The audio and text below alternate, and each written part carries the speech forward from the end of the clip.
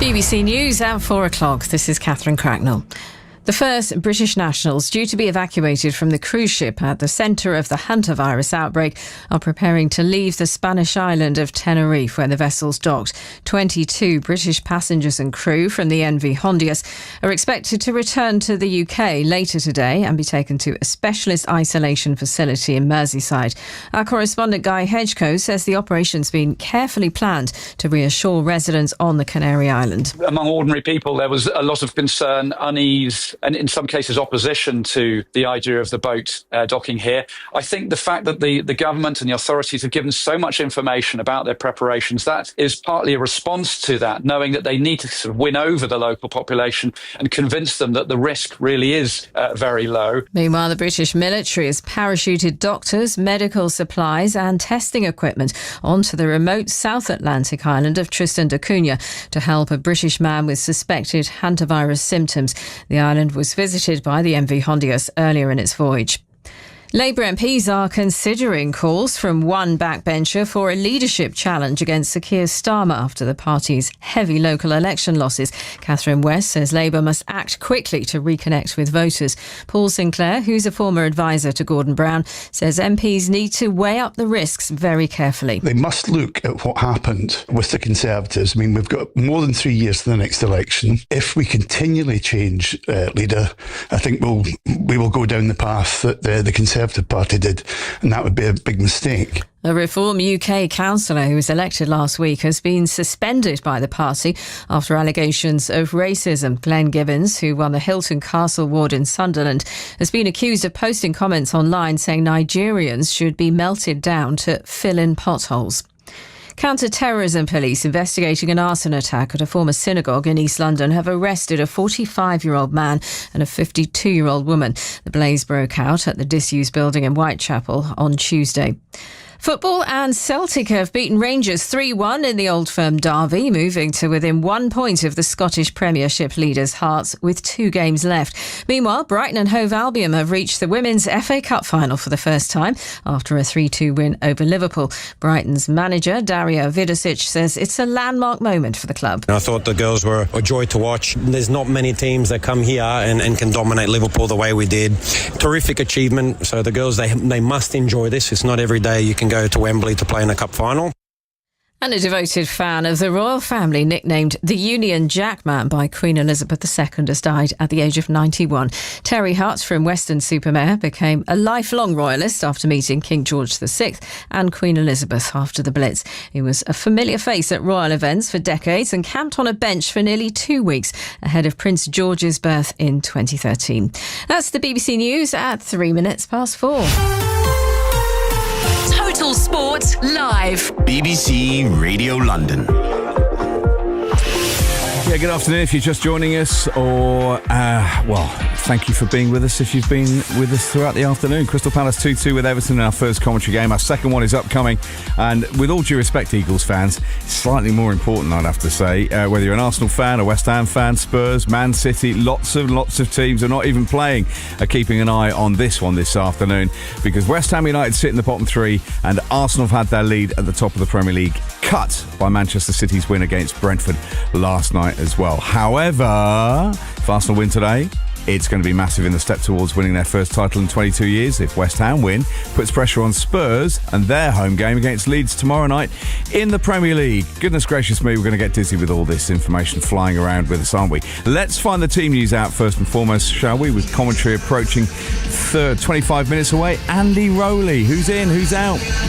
Well, good afternoon again, Phil.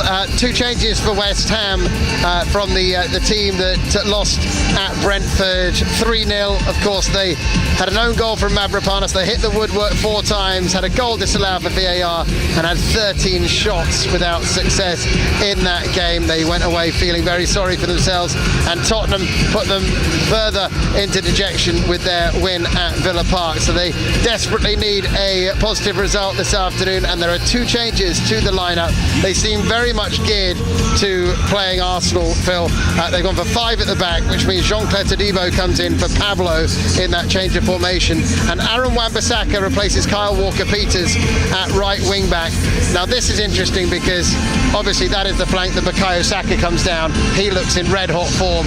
since his return from injury. So Wan-Bissaka, who's such a good defender one-on-one, is surely being tasked with trying to keep Arsenal's flying winger quiet. So West Ham have Mads Hermansen in goal. It's Wan-Bissaka, Mavropanos, Todibo, Disasi and Malik Diouf, the back five. A midfield of Souček and Fernandez, and then Somerville and Bowen are either side of Tati Castellanos up front. Arsenal completely unchanged their starting 11 from the team that beat Atletico Madrid to put Arsenal's place in the Champions League final. So David Raya, who continues in goal, this amazing season he's having.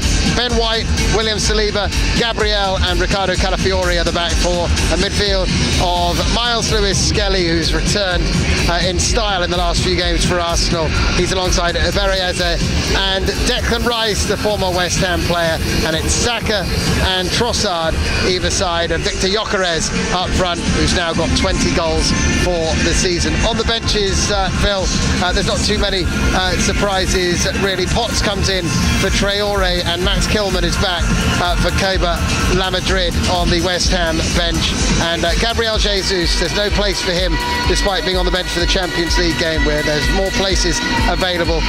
He drops out of the squad altogether, as does Christian Norgard and Tommy Setford. Those are your lineups. Andy, thank you very much indeed. Bradley Allen alongside you there at London Stadium. Bradley, good afternoon to you. Hello, Phil. How are you? I'm very well, thank you. As I said, it's not just the supporters of these two clubs that are keeping a very close eye on what's happening here today.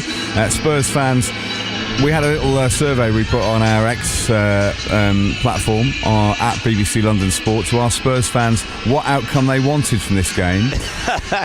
A lot of them may have had to sort of hold their nose, possibly go and have a shower afterwards, but the majority did say, 56% said Arsenal win. And then there was about 25% looking at for a draw. Some said West Ham win. So I don't know whether a lot of people saying, well, our actual Spurs fans don't want West Ham winning. I can understand that. West Ham have to win. Arsenal don't necessarily have to win, but probably have to win. If they win, I think they win the title, Bradley. I think the remaining two games they'll see off. West Ham, I think, even a draw's, well, it's better than nothing, I suppose, but they have to win. Yeah, Phil, you know, coming along to this game this afternoon, I was up really early this morning doing a few notes, excited, nervous, and I'm just thinking of West Ham in modern times. I'll go back to 2005 playoff final, West Ham Preston. 2012 playoff final, West Ham Blackpool. 2 victories for the Hammers. 2023, just a couple of years ago, European success against Fiorentina for the Hammers. But I'll throw a date at you. I'm going to test your encyclopedia football knowledge. No, don't do that. Wednesday, the 2nd of March 2016. It was a game at Upton Park. And there was a North London team that season that was going for the title. Do you know what, Phil? In all the years I've covered games for BBC London, that night at the bowling, I'm not so sure there was such electricity in an atmosphere. There was 34,997 fans in that stadium, and let me tell you, West Ham United were not letting Tottenham Hotspur get out of that stadium that night with a point or 3.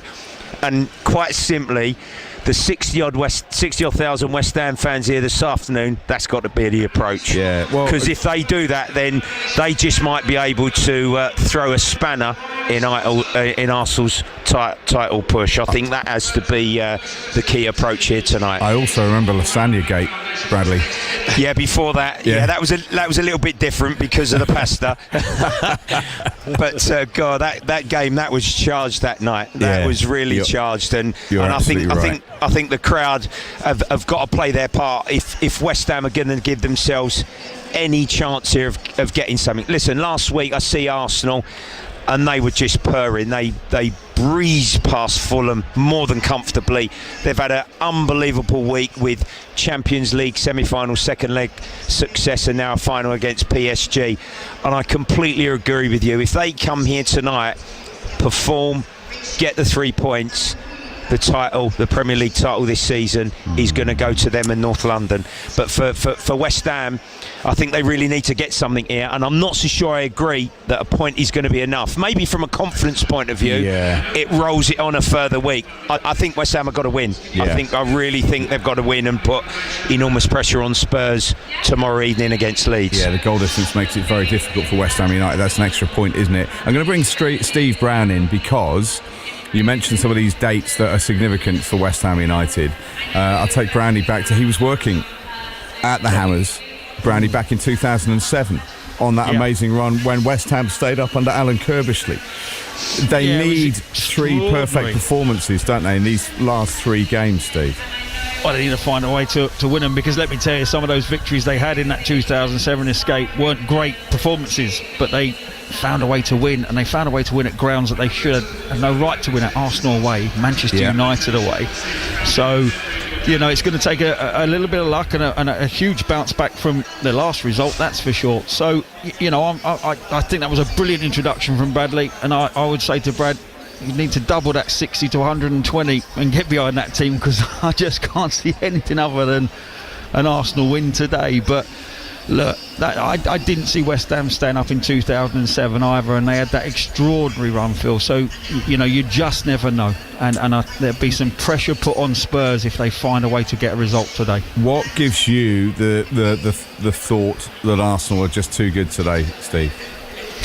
Well, I mean, they've had their wobble, in my opinion. Right. And I was one of those ones when we had a chat. It was us three again, I don't know how long ago, a few months ago, near January time it was. And I said, look, don't write off Man City. And you two both went Arsenal for the title. And you were very convinced Arsenal were going all the way. Yeah. And I tell you what, and I went, well, they've never done it before. Wobble, wobble, wobble. And I thought the Bournemouth loss backed up with the Man City loss. And I was thinking, here we go. This is it. And they have bounced back with two very good results. And then coupled with the fact they're going to be in a Champions League final with that result during the week, means to me, I think they're a side that has got themselves in a position where mentally they are bang up for this, you know, and the response against Newcastle to win after getting beat Bournemouth and Man City when the whole world would have been pressurising them about bottling, etc., shows a lot of character from inside the walls of Arsenal. So I just think they've got too much for West Ham. You know, that last result was telling at Brentford, you know, in terms of 3-0 loss, but you know, as Bradley says,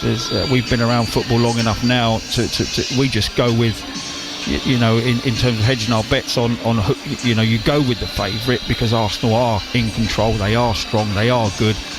But football's not as simple as that, you know, and there's a game to be played, and if West Ham can find a way to get a result, you'll see some nerves in the other side of the North London contingent for sure. Bradley, I asked Andy this a little bit earlier, and I was going to throw it at you as well.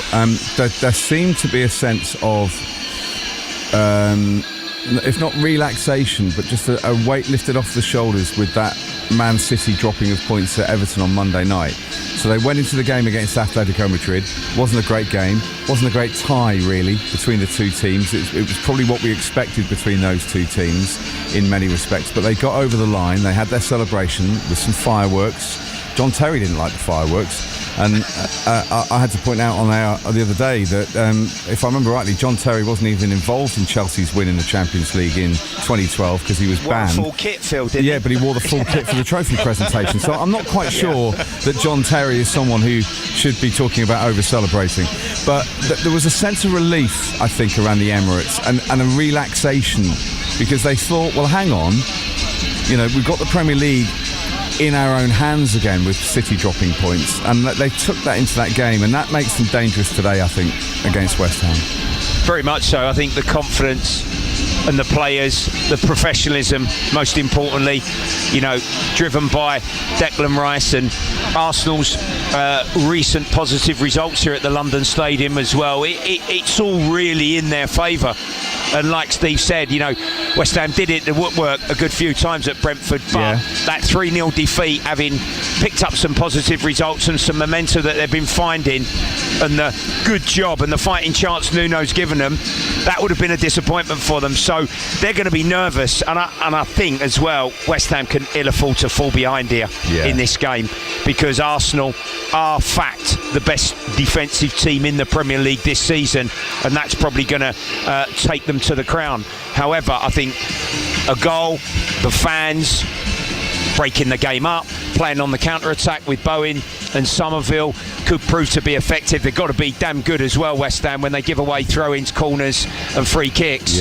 So they've got some bigger players in the 11, including Todibo and Wan-Bissaka, who will help in that regard. So this is going to have everything.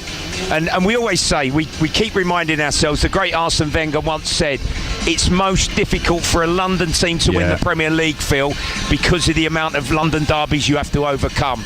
And that was such a genius statement. He knows that better than anybody from his legacy at Arsenal Football Club. This is another London derby. They've got one at the end of the season at Selhurst Park, Arsenal. 2 out of their 3 games are London derbies. If they get 6 points in them 2 games, they're going to be champions. Steve, you've seen Crystal Palace today. They're obviously still going for. I'm not sure what sort of team he'll select though in that final game against Arsenal, because they're 3 days away from a Europa Conference League final after that. I mean, the last thing you want to do is expose players at that point. But I'm going to ask you, Steve, before you let you go home, call it. Which way's this one going? Arsenal all the way, and I do think Palace will rest players for that last game as well. The one thing we haven't looked at is Man City today, and they've got a real tricky one down at Bournemouth. And that just could be telling as well. We concentrate on Arsenal, and as we should, but they've got a couple of home games, City, which you expect to win, but that Bournemouth one to me could be a title decider as well. Yeah, absolutely. Steve, thank you so much for your time this afternoon. Safe Absolute journey pleasure. home. Enjoy the games, everyone. Speak to you soon. Steve Brown with us on BBC Radio London. Bradley, just in regards to that then, so have they got too much? Obviously they have. Arsenal's got too much in this team that West Ham United, are the underdogs coming into this match, quite clearly. Yeah, and the depth of the squad, Phil.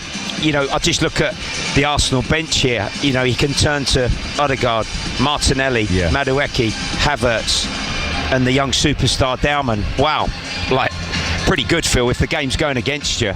5 attacking players at your disposal to change the dynamic and the course of the game.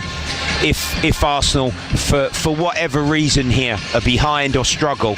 So that's the beauty that he's been afforded. He's spent nearly £1 billion, as we know, Arteta, over 6 years to get to this stage. He's on the cusp of glory with this group of players. So that's going to make the challenge here for West Ham almighty difficult this evening. Yeah, I think it will. Let's quickly turn our attention to both Arsenal and West Ham United in this game. We'll hear from both managers, starting with Mikel Arteta, whose Arsenal side can tighten their grip on the Premier League this afternoon, currently holding a smaller advantage than they did over Manchester City, of course, because of that win for City last night against Brentford. West Ham United need a win to move out of the relegation zone. It's been quite a week for the Gunners, though, with a title boost. City dropping those points to Everton on Monday, before Arsenal booked their place in their first Champions League final since 2006 with a 1-0 win over Atletico Madrid. Trossard does shoot, goalkeeper saves! Saka in the 6-yard box, turns it in, and Arsenal do get the first goal of the second leg here. And listen to the noise inside the Emirates. Mikel Arteta said they had to be at their best to get through that one, and they will be again if they're going to beat PSG. It's what it is. We knew the level of the opposition that we had to face, either way, Bayern Munich or PSG. We know the quality that they have, and that's it. But obviously, we are as well very confident that when we get to that moment, we're going to deliver what we need to do. Yeah, that's coming up on the 30th of May, that final, which is a long way off. They'll hope to secure 20 days. They'll hope to secure the Premier League title before that. Arteta has given a message to the fans. Stay present, live the moment, prepare, and show the same level of energy, hunger, and desire that we've shown all season, or more. Because, as you said, we are closer and closer, and everything that we do know is going to matter to win it or not. As for West Ham, they're in trouble, aren't they? In the relegation zone, having lost to Brentford last time out. They're unbeaten, though, in the last 6 home games at London Stadium. They can't afford to drop points, though, with Spurs taking advantage of that Brentford loss to beat Villa last time out. They play Leeds United tomorrow to Tottenham Hotspur. Nuno Espirito Santo says they're ready for the challenge. Yeah, we've been able to always react, including during the games and during the season, with poor performance, poor results, but the next one comes and we'll be able to perform well, achieve a result. This is what we expect from Sunday. We've proven ourselves that here at West Ham, nobody give up. So, let's go. They're facing a side with the best defensive record in the league and in Europe. Nuno is well aware. It's difficult because they are very good. They are a very talented team that is fighting for huge things, achieving huge moments, reaching the final of the Champions League, fighting for the league title.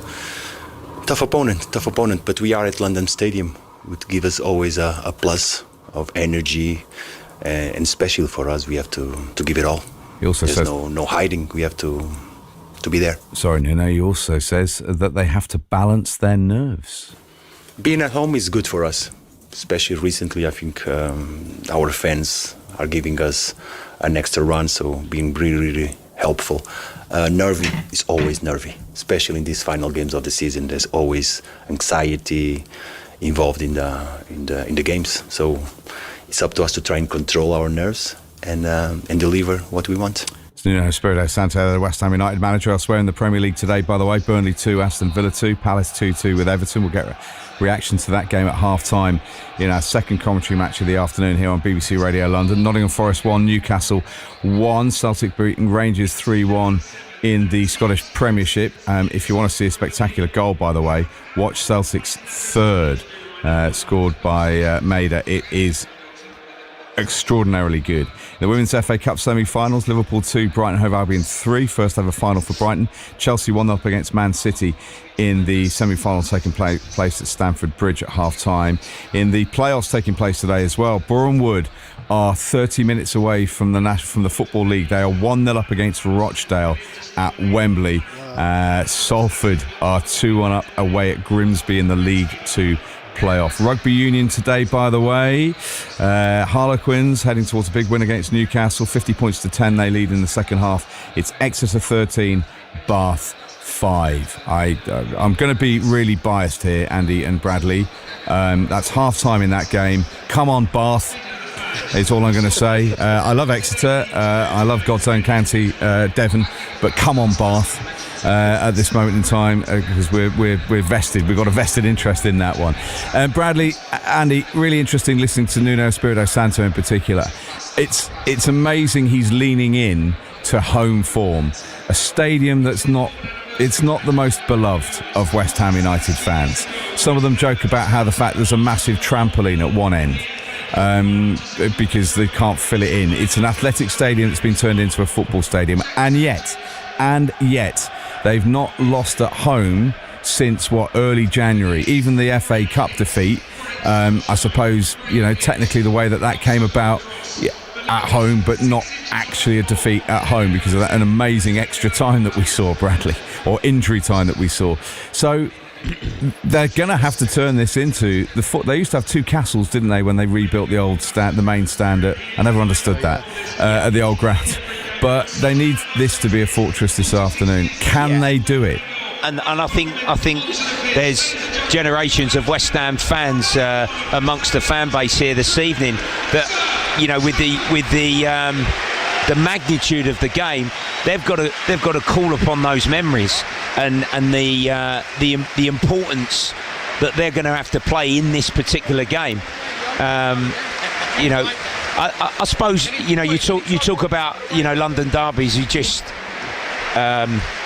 been introduced to Trevor Brooking, who famously, when West Ham were a First Division club, beat Arsenal, didn't they, Phil, 1980 in that FA Cup final with his glancing header. Yeah. And they've got to call upon all those sort of, historic moments, and being a West Ham fan, you know, the working class fan base, and what it means to sort of represent this great East End club. They've had some wonderful occasions against Arsenal, and it's got to be that and more here this evening, because all the other clubs that are, you know, trying to do the same, they've tried to sort of galvanise their fan bases. Why in the modern era, Phil, you got to do that? Yeah. It's beyond us, really, because that should just be a given, shouldn't it? The passion and stirring up your home fans.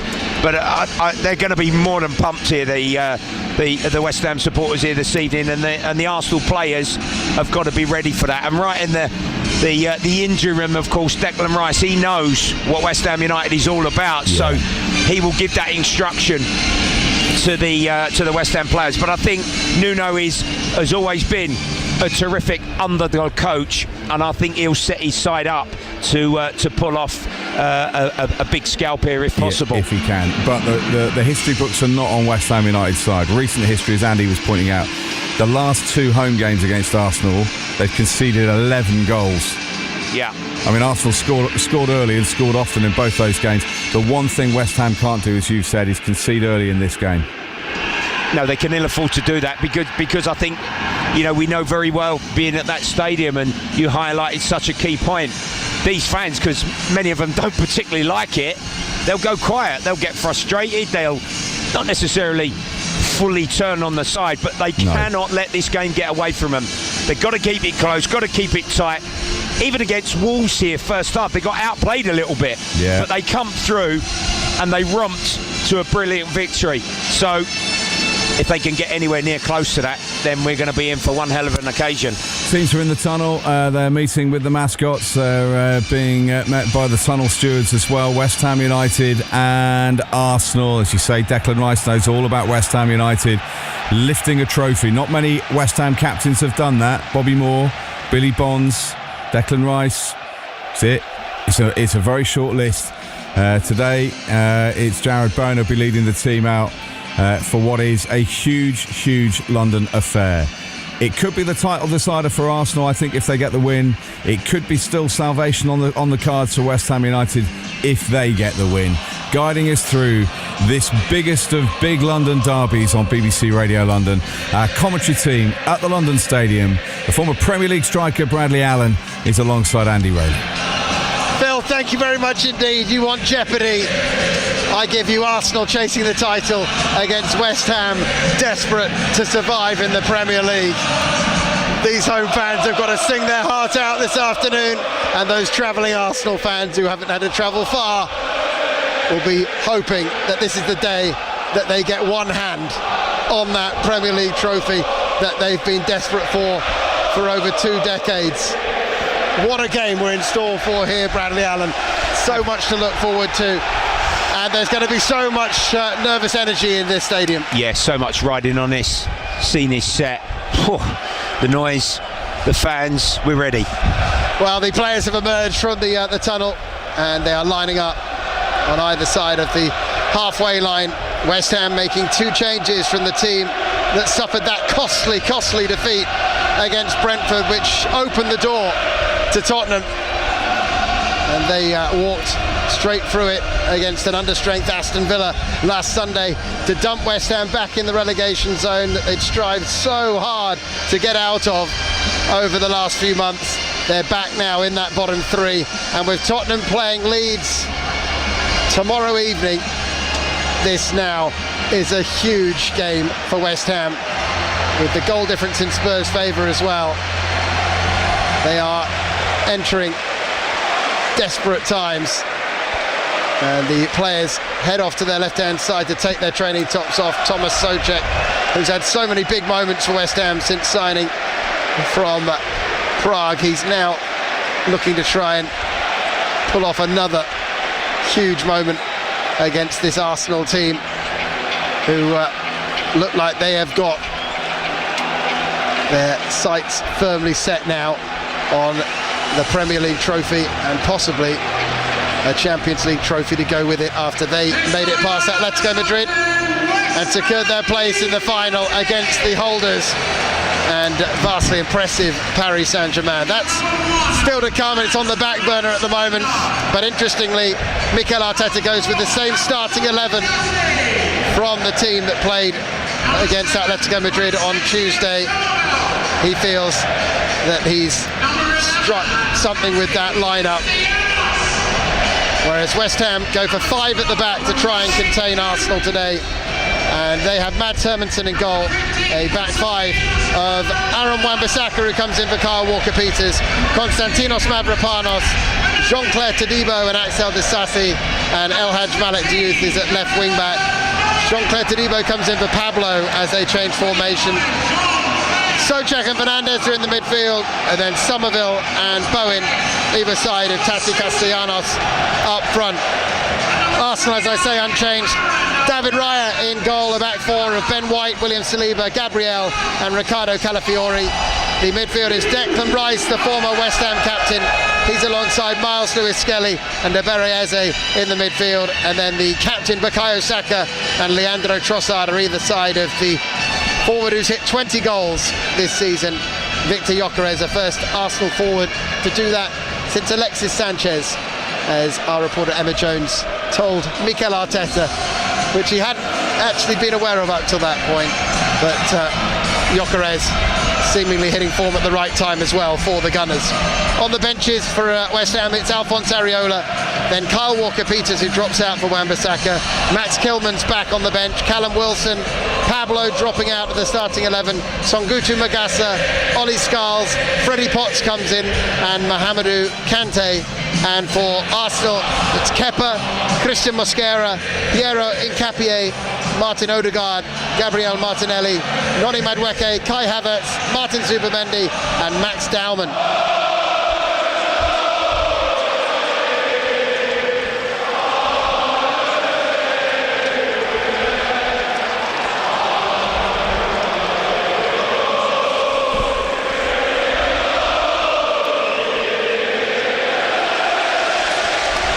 There's a certain desperation in the air here for the West Ham fans. Can they find a way, the West Ham players, to bring this crowd into it and make it a really, really difficult afternoon for title-chasing Arsenal? Gyökeres battling for it as we get underway. West Ham in the claret and blue shirts, the white shorts and claret and blue socks, and Arsenal in the cream shirts, the claret shorts and claret socks, as it's played back to Saliba, who moves it out towards the right-hand side. West Ham, just one home win in the league against Arsenal since 2006, when Marlon Harewood scored the only goal of the game. The only win came in 2019, and it was Declan Rice who scored the winner. Of course, he's very much a key Arsenal player these days, having signed for such a huge transfer fee. Souček foul just on the edge of the West Ham penalty area. He actually handles the ball before the referee had blown his whistle, but the whistle does come from the referee, who is Chris Kavanagh this afternoon, and the VAR, Darren England, who hopefully we won't be talking too much about. West Ham then with a free kick just outside their penalty area. That Brentford result was such a damaging one, Bradley, and you think if they'd got a positive one there, then they'd come in here a bit bullish, but yeah, there's a bit of fearfulness, I think, in the air, just seeing some of the West Ham fans around the stadium. There certainly is. I think that was a blip, really, because, like you say, and you prep for the game here this evening, since January, West Ham have much improved and given themselves its fighting chance. But this is a different level again against this particular opposition, who are pushing for this title this season. Unbeaten in the last 6 at home in the league, West Ham. 3 wins and 3 draws. Wan-Bissaka on the ball on the right-hand touchline. Todibo to Fernandes. Speaking to someone earlier on, I was talking about Matheus Fernandes and El Hadj Malik Diouf, 2 21-year-olds who've been... 2 players will have caught the eye, I think, this season of other clubs, whatever happens here to West Ham this afternoon and in the coming week or so, as Wan-Bissaka leaves the ball there for Calafiori for the throw-in for Arsenal, almost within touching distance of the corner flag in their own half. 2 minutes gone in this absolutely critical Premier League match this afternoon. West Ham 0, Arsenal 0. You're listening to Total Sport on BBC Radio London. 2 huge games coming up tomorrow evening as well. Millwall in the Championship playoff semi-final, second leg, and they have got a chance to try and put their place at Wembley against Hull City. Goalless from the first leg on Humberside on Friday evening. And Tottenham also in action, of course, in their Premier League game against Leeds United. Both those games live on Total Sport tomorrow evening. So do join us from 6 o'clock for all the build-up with Rob Green live from the Den. 2 enormous games. Plus this one, Bradley. Millwall as well. Spurs Leeds tomorrow night. You know, a fabulous finish to the season concerning a good few of our London clubs. Memorable campaigns, loads to play for, and the significance for each relative club. Just looking at one another here, both these sides, just checking one another out. An attacking foray there for Arsenal that ended with a cross that just drifted out for a goal kick. You can see West Ham killing momentum, taking their time on any restarts. Clever, experienced instruction from Nuno. You need that, because Arsenal are brilliant at that when they get in front. And it's funny, Andy, that 5-4 Bayern Munich PSG, I don't know if you see the first leg. Wow. The game the other night, do you know the PSG goalkeeper from restarts? He booted the ball off nearly 10 times to allow them to get across the pitch. Bayern took a throw in, and then he put 10 players around Elise on the left-hand side of the pitch, PSG, so he couldn't get the ball. Shut him down. Wow. Simple tactics sometimes. You got to do it. What a change that was from the first leg when it was so open. Just to let you know, Boreham Wood are 2-0 up against Rochdale, who, if you don't remember, came so close to automatic promotion against York City on the final day of the regular season. They missed out, and now it looks like they're going to miss out through the playoffs. That will be such a shocker for them, but for Boreham Wood, promotion is beckoning. And in the Roper Union, it's Harlequins absolutely thrashing Newcastle at the moment, 69 points to 10. Exeter 13 points to 5 up against Bath. It's kicked out by Hermanson upfield down the left-hand side. It's over Somerville, and neither team's really got going yet. 5 minutes in to such a massive game. Not wanting to give an inch really in these opening stages. You can see the approach, bit of nerves probably, you know, with what's at stake with this game, the expectation and all of that. The burden of pressure on the shoulders of the players. Crowd are trying. The atmosphere is amazing. Great noise inside the London Stadium. What I find interesting tactically here, Bradley, is that Arsenal know that, you know, a win is the currency really for them, just to keep Man City at arm's length. And there will come a point where they might have to twist and go for it a bit if West Ham are proving really stubborn.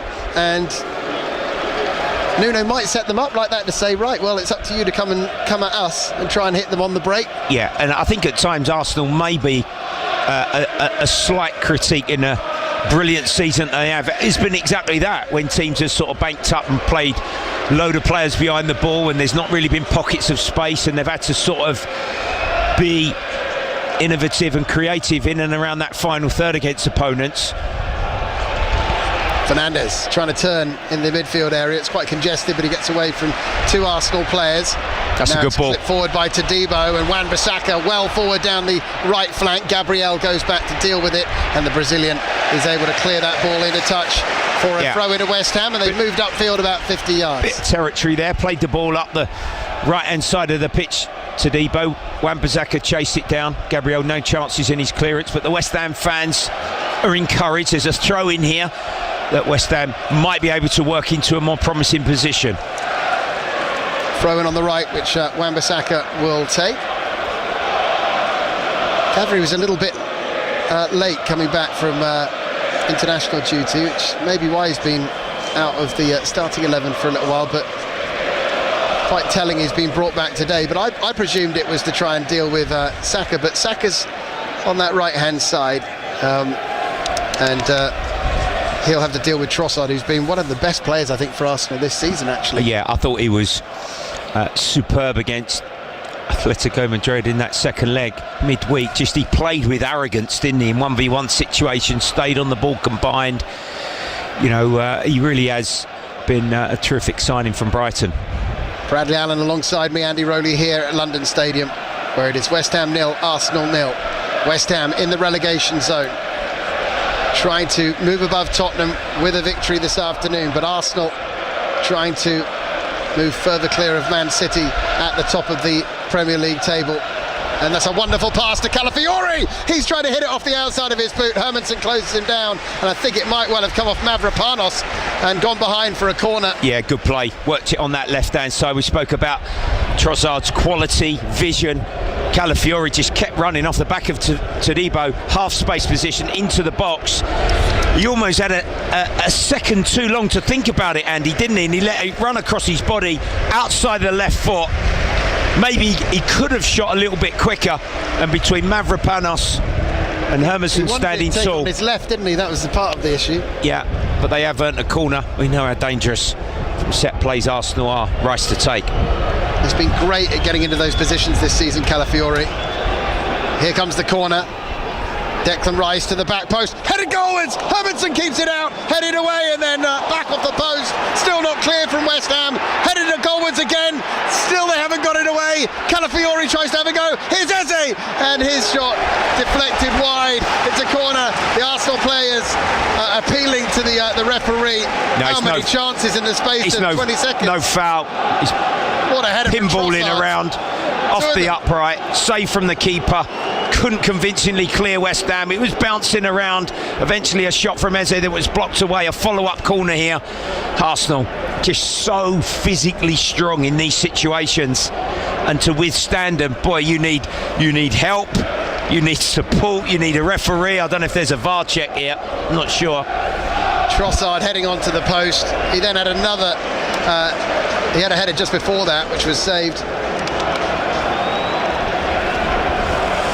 And they've seemingly had the check, whatever that was for, and they are ready to go with this subsequent corner, which Saka's going to take. Everyone's in position.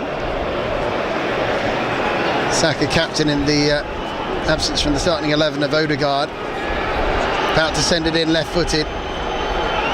Here comes the challenge again for West Ham. It's flicked on at the near post, but wide. They'll take that, West Ham. Still a clean sheet, still level in this one. But Arsenal getting first contact on these, Bradley, that is a bit of a worry. And actually as well, I don't know if you did your weather check and report, Andy, on your way to the stadium here. It's been quite windy, hasn't it, in East London? It has, yeah. And that's sort of swirling around, and, you know, the change of trajectory, maybe. People have gone with an extra layer after yesterday when it was balmy, wasn't it? A bit chilly, across definitely. London. Played upfield by Disasi. Castellanos is up there, but it's just over his head, and Saliba will get to the ball first and plays it to his centre-back partner Gabriel on the edge of the Arsenal penalty area. 0-0 in this massive game here in East London this afternoon at both ends of the table. White in possession for the Gunners. Another player who's been out of the side for quite a lot of this season, but like Lewis Skelly, really coming into the 11 at an absolutely pivotal part of the season. Gabriel to Saliba again, the French international, moves it on to White, the former Leeds defender. Just prods it forward, Lewis Skelly. 3 players around him, but he's got away from all of them. Now he threads it through to Gyökeres. Gyökeres helping it on to Trossard, the Belgian, right on the edge of the West Ham penalty area. Calafiori on the overlap. Trossard moves back in field, then plays it to Gabriel. The thing about Arsenal at the moment, they look a well-oiled machine. Yeah. Look very composed, don't they? Yeah. Efficient at the moment, not wasting the ball. West Ham are retreating here and not really laying a glove. They're compact in shape and are organised. But they are having to do, already 12 minutes in, quite a bit of disguised running here. Trossard has possession on the left-hand side. Closed down by Wan-Bissaka. Gets it to Saliba. Now Eze. Won the FA Cup with Palace this time last year. Big signing in the summer when it looked like Tottenham might be able to get his signature. Now potentially with a chance to win 2 trophies. There's a shot from the edge of the box from Calafiori, who's getting into some great positions just outside the D, but that he's controlled, sliced it wide. composed football from Arsenal led to the ball being worked across the pitch from right-hand side. Eze Calafiori played a clever give and go with Gyökeres on edge of the box, and he just sort of struck across the ball there with the outside of his left foot, and it's only a foot wide of that top left-hand corner. I'm not sure if that's on target. Yeah, Manson would have saved it. No, that's a vicious swerve on it, but it wasn't far away. Throw into Arsenal, just inside their own half, in front of the West Ham manager Nuno Espirito Santo. 13 minutes on the clock here. It's West Ham 0, Arsenal 0. Earlier on this afternoon, we brought you live commentary of Crystal Palace drawing their game against Everton. 2-2 it finished. That's Selhurst, Sarr and Mateta with the goals for Palace, equalising twice in that game against Everton. Meanwhile, Burnley drew 2-2 against Aston Villa.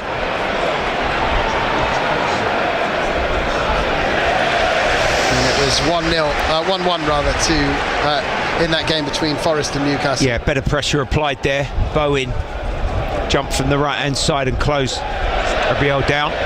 He's just kicked the ball out of the field of play. I think West Ham have got to, in moments, try and do that a little bit more, because that'll give the West Ham fans some confidence and something to get behind. You know, just sort of ruffling the feathers of an Arsenal player in possession, because they've not been troubled yet so far, Andy, have they? No, but I do wonder slightly whether West Ham have said, right, we try and limit Arsenal as much as possible in the early parts of the game, and then see what we can do if we're still in the hunt. Salford City are 2-1 up against Grimsby away in the League Two playoff semi-final first leg. Later on this evening, Chesterfield are up against Notts County. As Calafiori goes back to his own goal line, plays it back to his goalkeeper Raya. Clearance from the former Brentford goalkeeper up to it's not a foul. Trossard, and then Gyökeres goes down under a hand on the back from Mavropanos, and it wasn't a great header from Todibo when Raya cleared the back pass, and it went back up to Gyökeres and Mavropanos, and he just sort of leant into him, bumped him. Centre forward, who's been in fantastic form and scoring goals, went to ground, and the referee bought that Arsenal free kick on the halfway line. Total Sport on BBC Radio London, live here at London Stadium. West Ham 0, Arsenal 0. Quarter of an hour gone. We were just saying a draw is great news maybe for either club, but we'll work out the maths afterwards. At the moment, absorbing stuff as Eze plays it in front of Declan Rice. Rice stepping forward, marauding run from the England midfielder, lays it off to the right-hand side, just outside the penalty area. Played to Eze, about 25 yards from goal, gets a shot away, it's blocked by his England teammate Jarrod Bowen, and comes out to Trossard. The former Brighton player goes all the way back to Raya. I heard someone the other day, Bradley, talking about David Raya and saying, why not David Raya for the Ballon d'Or? And I heard a few people joking, saying, what a goalkeeper for the Ballon signing. d'Or. Great recruitment from Arsenal, getting him from Brentford. Quality with his feet, his shot stopping, all round top goalkeeper. I'm trying to remember the last winner of the PFA Player of the Year as a goalkeeper. I think it might be Neville Southall, actually, Bradley. Yeah, that would have been in the mid-80s, great Everton team back then. The Dogs of War under Howard Kendall. It's gone all the way back to that man Raya, and he's going to clip it forward. Chelsea women are 2-0 up against Manchester City. Sam Kerr with the second of the afternoon for Chelsea, and Rochdale have pulled one back against Boreham Wood, so it's not quite done yet for the North London side. Ball's gone out for a throw-in to Arsenal on the left-hand side. Looking good here, Arsenal, aren't they? Pretty imposing so far. You know, at West Ham, collectively, all players, outfield players that is, are having to work really, really hard to prevent them from getting further chances. throw-in from Declan Rice from Arsenal's left-hand side is going to be tossed into the penalty box. Just drying the ball on his shirt. Rice, 41 on the back of his shirt, as he prepares to send this short, in fact, to Lewis Skelly. A few claims for a foul throw there. Lewis Skelly has received the ball again from Rice, and then that's excellent work from Matias Fernandez. Yeah, brilliant to shield stuck that to ball. his task, strong, because he's got a low centre of gravity. Young academy graduate Lewis Skelly, but he was having none of it, ushered it out, and that was well received, wasn't it, by the West Ham fans? It's going to be played forward by Mavropanos, a former Arsenal player, of course. Gabriel heading it down to Lewis Skelly, and now it's with Saliba. Short to Ben White, now back to Raya, closed down by Somerville, but sends it high and upfield towards Saka. Disasi is there, the Chelsea loanee heads it away only as far as Declan Rice on the halfway line. Arsenal with Eze playing it in front of Rice again. Rice in field, good tackle coming in on Saka, who collides with a West Ham player, Somerville, and then the Irons go all the way back to their goalkeeper, Hermansen. Now Todibo under some pressure here from Trossard, and he's had to put it straight out for a throw into Arsenal, almost level with the West Ham penalty area. No, it's a correct decision. It is a West Ham throw. Just a couple of times, you know, it's underrated, Andy. You know, you speak about, and we was mentioning goalkeeper Ray and his 70-yard long ball forward and distribution. But what Arsenal from midfield do really well, when the challenge is made, they pick up the second ball. You know, that was football in 4-4-2 formations back in the day. Sometimes those sides that went from back to front, albeit Arsenal are doing that on occasions with their goalkeeper with his amazing range of pass, but then off the aerial challenge they pick the ball up and then they play in their opponent's half of the pitch. I think West Ham have got to be a little bit better on them headed clearances if possible. If they're not unduly challenged, can they actually head it to maybe a West Ham midfield player? Yeah, I think Somerville's indicating that. They're not getting many of the second balls knocked down. There you go, another one now. Lewis Skelly on it. Yeah, playing it forward towards Gyökeres, the Sweden international, tackled by Disasi and Malik Diouf, and it's gone out for a throw-in to Arsenal on the halfway line. So Trevor Brooking being shown on the screens in front of us here at London Stadium. A legend with the stand away to our right named after him. Eze receives the ball from the throw-in, plays it in front of Calafiore. The Italian dashing forward, plays it out to Trossard on the left touchline. He's going to take on Wan-Bissaka, twisting and turning. Still hasn't got away from Wan-Bissaka, but then does get the foul. Yeah, West Ham fans are frustrated. Kind of hung a leg out there a bit. Not because of that. I think because just they're finding it very tough here. They're up against it a bit, and he was a bit too eager, wasn't he? He got Trossard turned away from goal, but he just sort of bumped in the back of it, and cleverly Trossard used the contact, toppled over. The referee bought it, and Declan Rice to swing this free kick under the crossbar here from Arsenal's left-hand side. Rice, whose delivery has been such a big part of Arsenal's success this season. Left arm in the air. Here it comes, the free kick. And it's straight across the face of goal. Hermansen can't keep it out. Saliba goes in, and it's cleared away from just in front of Hermansen. Oh, what a chance. These set pieces are causing absolute nightmares for West Ham. Great delivery. We were right behind that from our commentary position. He got the faintest of touches. Wow, I think somehow Mavropanos and the goalkeeper between the goalkeeper and the defender, West Ham have kept that out, and it wasn't nudged over the goal line from a matter of 2 or 3 yards out. Oh, it's Mavropanos who's hooked it. Great stretch away. And clearance. Calafiore got a little flick and Diouf, and then Castellanos cleared it. Arsenal throw. They're really dominating this game. They are, but there's a certain confidence that comes with keeping these out when they look destined to be a goal. For West Ham, the longer that goes on, the more that their confidence builds, and Arsenal become more exasperated. But it's certainly huge pressure at the moment from Arsenal, and if anything, they deserve to have had one of these in the back of the net so far. Somerville, great pressure down the touchline, and Declan Rice is being put under real pressure. Somerville's won it again.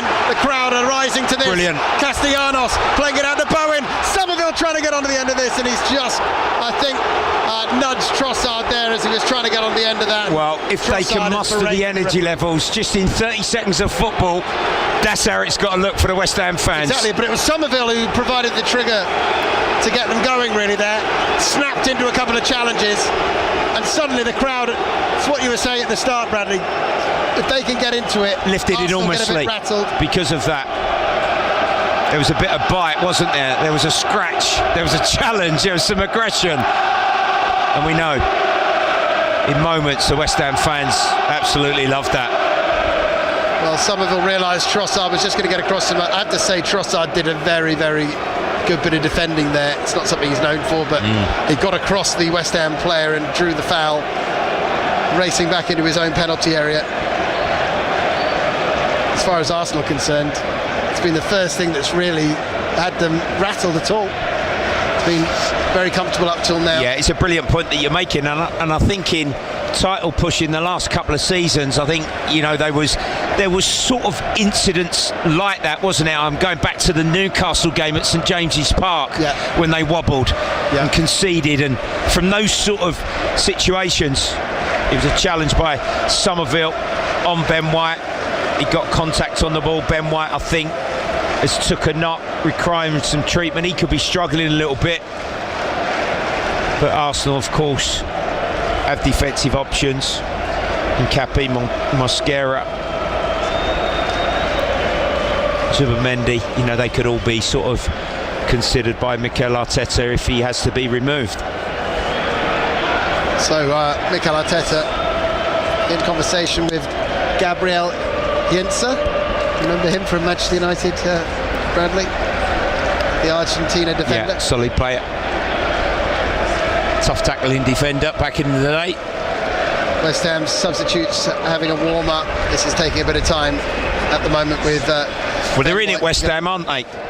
And they'll be happy, I think, Andy, so far. Pretty content that they haven't conceded, because Arsenal have had a bright start to this game and some positive moments, and carried a far superior threat so far, notably from, as we expect, set plays. It's taken an age here, Ben White.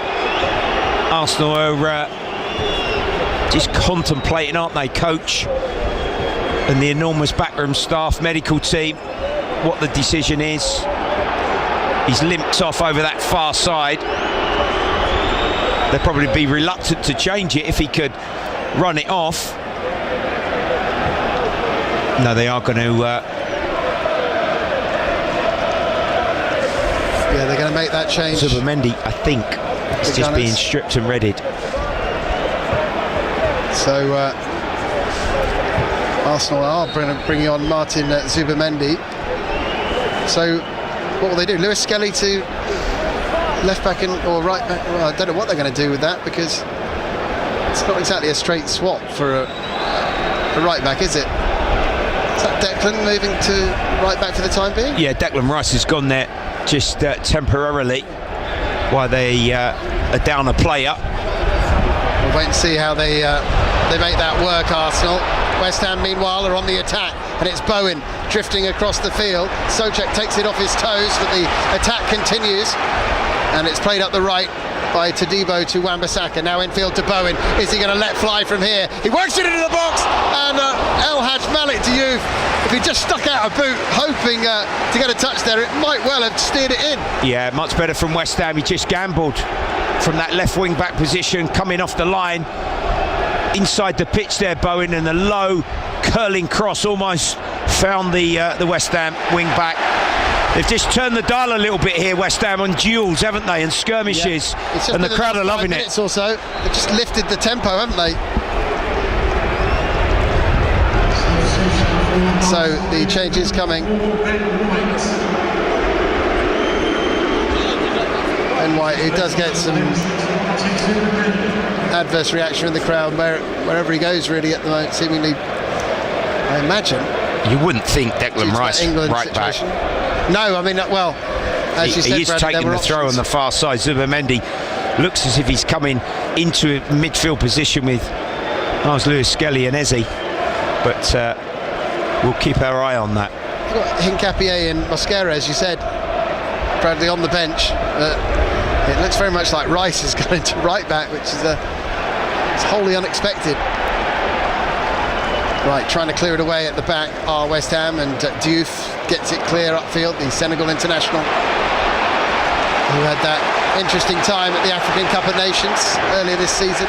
Now Raya has sliced that ball upfield. From Castellanos. And the crowd are into it again. He did ever so well on West Ham's left-hand side with a deft flick to keep the ball in play. Chased it down. Saliba back to goalkeeper. Not the best from David Raya. Under pressure. It's just lifting the intensity of this London derby, West Ham, and it's really helping them. Can they find a big moment, West Ham,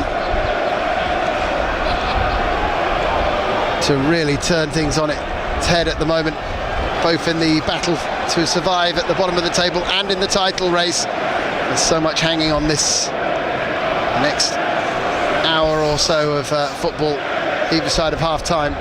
It's Gabriel playing the ball to Saliba.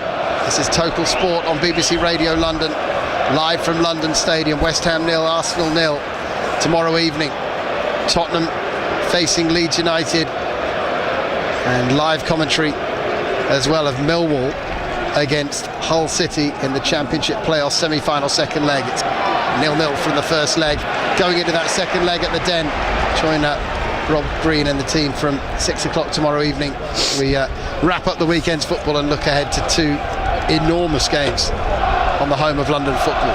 Saliba playing that ball in front of Declan Rice. Lovely pass to Eze, but he was closely marshalled there by Souček. Fernandes and Souček have done well to get away from the Arsenal attacking players who were surrounding them. And now Diouf is breaking away upfield down the left-hand side. He's going to send a searching ball looking for Wan-Bissaka, but it was just too much on it. Oh, he didn't need to. Three players just inside him. There was space in front of him. He was just too eager and over-enthusiastic after a brilliant outside the right foot flick to set the West Ham counter-attack away down that left-hand side. He had another 30 yards in front of him, Andy, didn't he? He did. He didn't need an early cross. I think he was looking at that Wan-Bissaka, out of position, wing back to wing back. If I can play it in front of him, he's in the clear, he's goal side, but it would have to be such a good pass on the run. Yeah, he should have just stayed on the ball because and continued to ball carry. Those attackers, Bradley, they were all in good positions, weren't they, inside him as well? If he continued his run, then he could have just sent a flat cross for any of those three to try and run onto. At the other end, meanwhile, Gyökeres is breaking forward, but it's gone through all the way to Hermansen. And the energy's just changing a little bit, isn't it, at the half-hour mark? Yeah, the crowd are sensing that as well. And there could be a chance here. It's not going to be many for West Ham, and you'd expect not many goals here this afternoon. This is going to be a really close encounter if they are to pull off a famous victory here. But they've got to be clinical and take them. Wonderful pass that from Disasi, and Diouf is still full of running. Has got all the way to that ball near the corner flag, plays it back to Somerville. Now it's sent across the field, looking for Wan-Bissaka again. He's trying to hit across first time, but he's sliced his first time volleyed pass, and it's out behind for an Arsenal goal kick. And that's a shame, because West Ham were building a head of steam there. Yeah, would be the message, I would think, from Nuno is, you know, on the rare attacking moments that we have, we've got to just stay calm and find the composure and that little bit of quality on maybe a cross or a final ball that's going to potentially give us an important goal scoring opportunity here this evening. It's a little clash between a couple of players there, Mavropanos and Gyökeres. Gyökeres is appealing to the referee again, berating. Yeah, ref's Chris not having Kavanagh. it, just saying it's a coming together. Great tussle that one, isn't it? Good season, Mavropanos and Gyökeres as well. And the ball's in front of him. He's a poacher, gets in the frame of the goal, and his goals return. And he's certainly warmed to the hearts of the Arsenal fans across this season after his big money signing from Portugal. Somerville, and Castellanos has been penalised for a foul on Saliba there. If play had been allowed to continue, Somerville was maybe off to the races down that left touchline, but it's a free kick to Arsenal, and Lewis Skelly will take this one. I wonder if he can make a late run for that England squad, Lewis Skelly, because he's not had much first team action for Arsenal this season, certainly not as a starter. Well, as a youngster, you know, he tended to play in a more midfield position, and then he gravitated to left back and then roll inside if Arsenal went into a 3-box-3 formation as one as the double six pivot. So he's comfortable, he's versatile. I think he will, now he's been playing and having a run at it, be a contender as a late inclusion in Thomas Tuchel's squad for that World Cup in America. That's a foul. Silly from Castellanos. This is a great position for a certain Mr. Declan Rice. Yeah, it's a yellow card as well. Clumsy. For Tati Castellanos, I think, is the player penalised here for just clattering Zubamendi just outside the D. I'm just thinking back, Lewis Skelly, going back to that Arsenal youth team, I think he scored a late winner against City in the semi-final and was possibly in that team that got beaten by West Ham in the Youth Cup final. Yeah, I think you're correct, Andy. Midfielder back then, wasn't he? Yeah, Jack Wilshere would have took that group when he was in charge of Arsenal's under-18s. There's a good few Arsenal players here sizing this one up. So Eze will also fancy this, right? The Arsenal number 10, but Declan Rice will 26, be keeping an eye on this. Possibly 27 yards out from goal, fairly central position. Good few West Ham players in the wall and Arsenal players up in attack here. Centre halves have pushed forward. Big moment this in this game. So it is Rice and Eze, the two England internationals, standing over this free kick given away by Castellanos.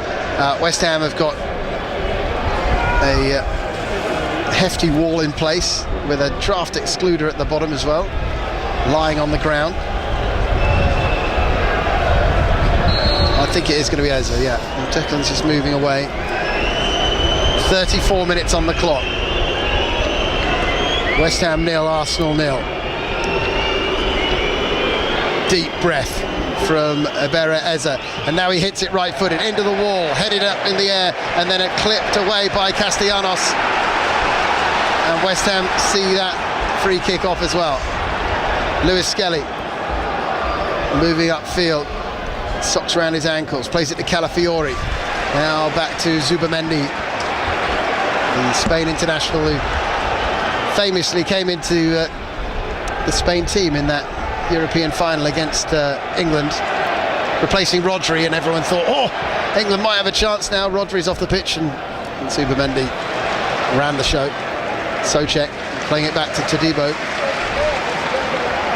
Now with Mavropanos, left-footed pass upfield to Diouf. Brilliant first-time pass from him. Nice. Somerville, great twist and turn, and he's left the marker for dead.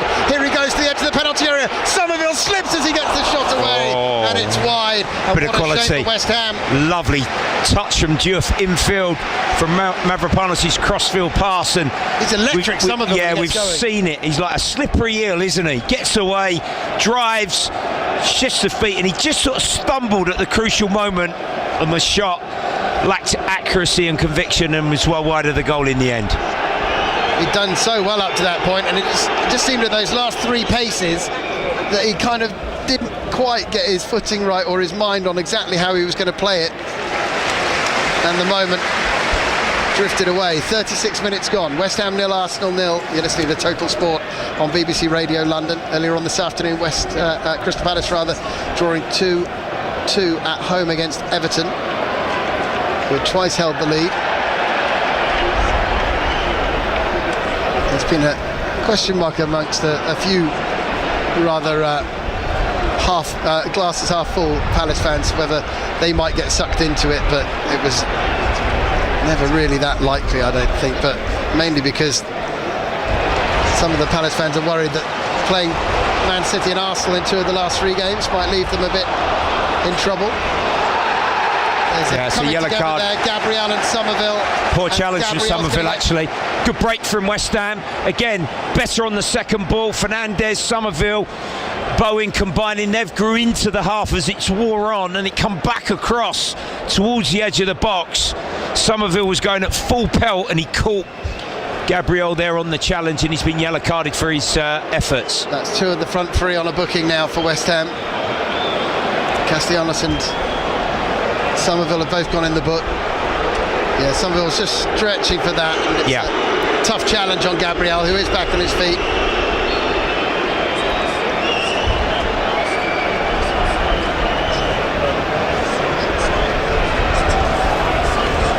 And Arsenal will play it out from the back. Eze going back to his goalkeeper Raya. Out to Saliba again. France international, who arrived for £27 million in 2019 and has formed such a brilliant partnership with Gabriel at the back for Arsenal. Now it's Trossard, ball off the outside of his boot, is asking a lot of Gyökeres, but he's put Mavropanos under some pressure. Real battle of strength there between the two, and Gyökeres has got the better of that with a bit of help from Calafiori. Now it's with Trossard, Gabriel to Saliba. Every outfield player in the West Ham half of the field now, of both sides. As Zubimendi is on the ball. We often say, Andy, you know, within segments of key important football matches, and this is more than that, isn't it, here this evening, it's about navigating your way through, isn't it? Whether it's a stoppage, whether it's a foul, whether it's, you know, your levels of concentration. And the West Ham fans let out a huge roar there, Bradley, because Saka hasn't been able to keep that ball in. They'll take this, West Ham, I think. If they can get through at 0-0 at half-time, we're going to be in for some second half, Andy, haven't we? Well, it just ratchets up the pressure. Tease it up, doesn't it? Feeling that Arsenal were going to get the win in this one, but the longer it goes on like this, the more Mikel Arteta will feel he's got to go for it. The Fulham game was ideal, really, wasn't it? They just blew them away so early in that first half. They certainly did. Brilliant. That was just what they needed, really, for the ticker more than anything else. But this afternoon it's going to get a lot more nervy the longer it goes on like this for both teams. As Todibo heads it forward, Bowen challenging for that, beaten to it by Calafiori. Arsenal looking for Eze, comes back to Gyökeres, who's been tackled hard there by Disasi, who lets out a battle cry towards the Sweden international, as if to say, have that. Yeah, they're trying, aren't they, the Arsenal players? But you've got to go toe-to-toe with them, even though you might, in your weight division, in your starting 11, and he might be in the flyweight, middleweight category, and not necessarily with Wardley and Dubois. Wow. You've got to go toe-to-toe, haven't you, with these Arsenal players? Because that is arguably their greatest strength, just that muscle, sinew, brute force and physical presence. That's what Arteta has built across the spine of this team. That was a real coming together there between Disasi and Gyökeres. It's kind of an indication, though, of what Gyökeres has asked of this West Ham defence today, because he's really throwing himself into the fray. It's out for a throw-in on the far side of the pitch, the left-hand side. A few fans just making their way down to get some refreshments. But there's still 4 minutes to go of this first half. It's still goalless between West Ham and Arsenal. That's a poor pass from Castellanos. It's given it straight to Lewis Skelly, but West Ham are quick to win it back again through Fernandez. He's got some skill, that player. Now it's Wan-Bissaka cutting in field, gives it to Matheus Fernandez, who moved from Southampton in the summer. Todibo getting away from Trossard, sends in a searching cross, but Gabriel is there to clear it away. Trossard just goes shoulder to shoulder with Todibo, who then just tries to shield it out. It's a throw into West Ham. Yeah. Todibo's limping a bit there. Bradley, yeah, he trod on his left foot there, little Trossard. He's saying that it come off the West Ham player, but got a chance maybe of a long throw. It's not fully recovered. Nuno's encouraging him to go up and join Souček and Castellanos in the penalty box, and he wants this one just before half time. to be put in that danger area and put Arsenal defence under a bit of pressure. It's gone backwards though. Bradley Allen alongside me, the former Premier League striker, watching intently as these two battle it out here. Wan-Bissaka trying to flick that ball on. Souček battling for it in the midfield. Winning some more of the 50-50s now, West Ham. They're hunting in packs. Wan-Bissaka's won that off Calafiori. Souček challenging Lewis Skelly. It's a foul, and the crowd don't like that. They felt Souček got the ball there, and Lewis Skelly came off worse. I said it about that game in history. It's got to be that and more from West Ham. Look at the crowd. Yeah. 50,000 of them are up. They're baying for blood. They want everything going in the favour of their side. It was a foul. Souček went through the back of young Lewis Skelly there. It was a bit of a messy passage of play, really. It's but West Ham have just got to be careful. You made a great point. You know, a couple of players on yellow cards already. They can't have a player sent off here. You know, that is certainly not something that they can do by a bit of ill discipline or losing emotional control. It's going to be so intriguing the longer it goes on, if it does go on, with this scoreline, because Arsenal will start to feel the pressure as West Ham have felt it from the start of this game. You know, West Ham are desperate, but Arsenal would have thought if we can get ahead reasonably early, then we should be able to have enough. But the longer it goes on like this, the more desperation they will feel. Calafiori playing it forward. He's come the closest, really, along with Trossard, I would say, for Arsenal in this first half. Here is Trossard on the ball now, getting away from Wan-Bissaka. Twists back onto his left foot, now tries to get the cross in. It's low, but straight into the arms of Hermansen. And 1 minute of the first 45 to go. Now, the only really lengthy stoppage was the one for Ben White, Bradley, so that'll be the one that probably adds the minutes at the end of this. Otherwise, it's not been many gaps in it. Saka breaking forward. Diouf is going back to cover his run forward. Saka is going to get a shot away, I feel, here, unless they close him down. They do in the end, and then it's cleared away by Wan-Bissaka upfield. Raya comes all the way out to the centre circle to try and play this ball upfield quickly. Calafiori challenged by Wan-Bissaka. He's won it, and despite Mikel Arteta's appeals, West Ham are on the front foot. And here goes Wan-Bissaka. Trossard desperately trying to get back. Castellanos! What a save by Raya! That was a diving header from Castellanos, and he brought a brilliant save out of Raya. What an attack. I don't know what Arteta's moaning about. It's just a bouncing ball that Wan-Bissaka got to first. They sped down the right, curling cross. He just threw everything at it, and it's a brilliant bit of shot stopping and goalkeeping. Said about the best defence in Europe and the Premier League. They may well have the best goalkeeper. Arsenal. What a save. 3 minutes. That was an old-fashioned diving header, Bradley. Oh, that would have been something else, wouldn't it? Encouragement for West Ham. Their first corner of the game. Ball swung across in front of him, and he absolutely flew Superman style at that one. And Raya, equally athletic, flinging himself to his right to parry that away. It is a corner for West Ham. 3 minutes to be added. We're in the first of those added minutes. In comes the corner, swung in. Gabriel goes up for it. Fernandes tries to get it back in. It's fallen 6 yards from goal, and then Todibo should have done better. Todibo couldn't get the strike on it. The ball was put back in. It sort of stunned up in the air. Gabriel battling for the ball with Wan-Bissaka.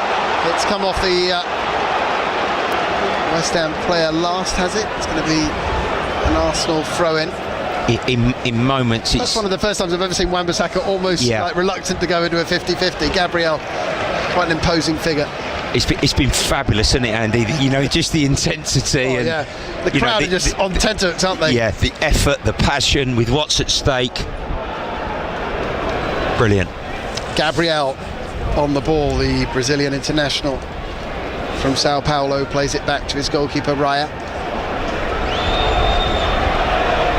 He's got Lewis Skelly dropping alongside him in his own penalty area.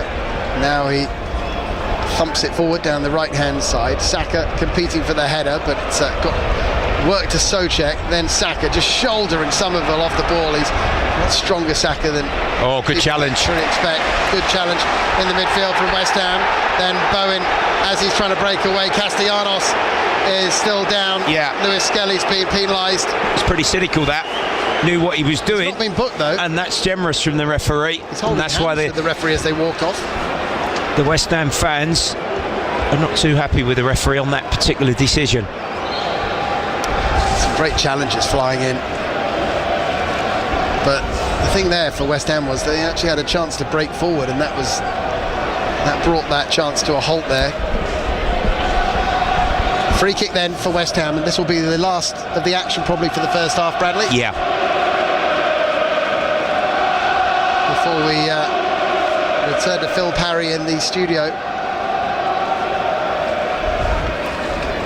So what have West Ham got in store for us from this set piece right at the end of this first half?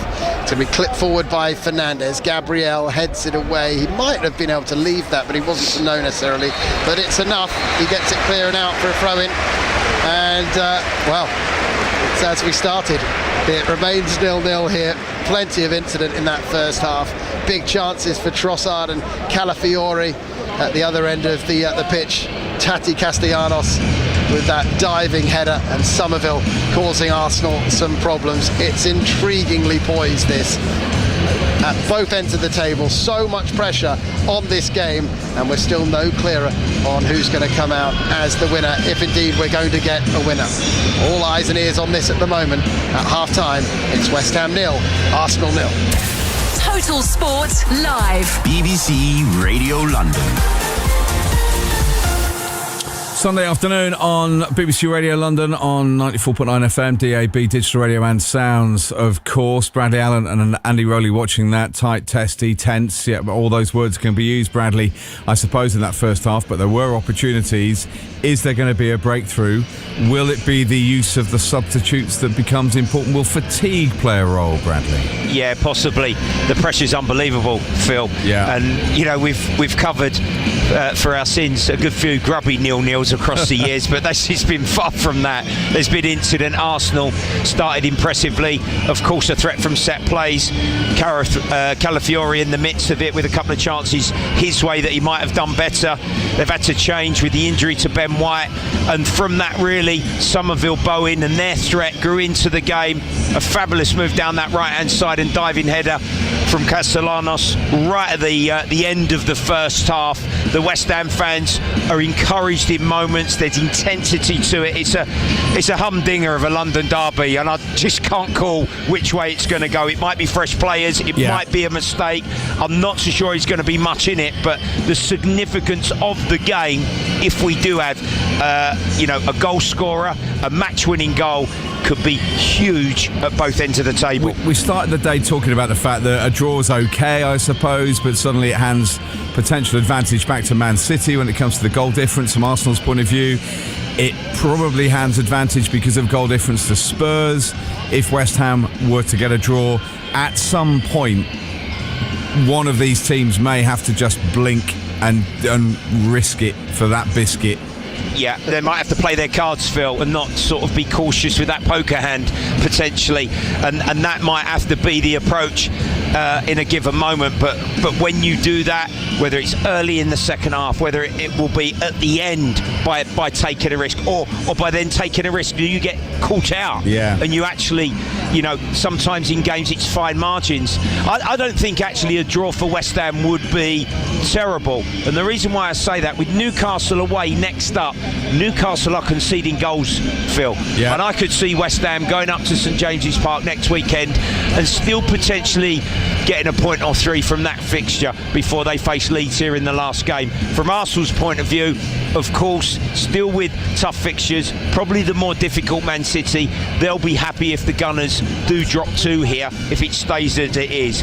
I'm not sure it will end up in stalemate, this one. 0-0, 1-1, 2-2. I think we're going to have a winner, but I can't call which way. Yeah, it's very difficult to tell, isn't it? Very, very difficult to tell. Okay, well, go and get yourself all relaxed. Maybe a little massage for the second half, just to relieve that tension at the London Stadium. 0-0 at the break. Arsenal at West Ham United. Both teams could do with 3 points. points, certainly. A point is better than nothing, I suppose, at this stage. What will happen in the second half? It's live right here on BBC Radio London this afternoon. Elsewhere, let's just have a look at a few of the other sporting headlines. They are in extra time and half-time in extra time, would you believe, at Wembley. Boreham Wood leading 2-0 in the National League Promotion Playoff Final with 12 minutes to go. Rochdale got a goal back on 78 and the 97th minute with an equaliser forcing extra time. Now, let's just remind ourselves of what happened to Rochdale on the last day of the regular season. They thought by scoring in the 95th minute, they'd gone up by beating York. There was a mass pitch invasion. That then delayed the game. York scored in the 103rd minute.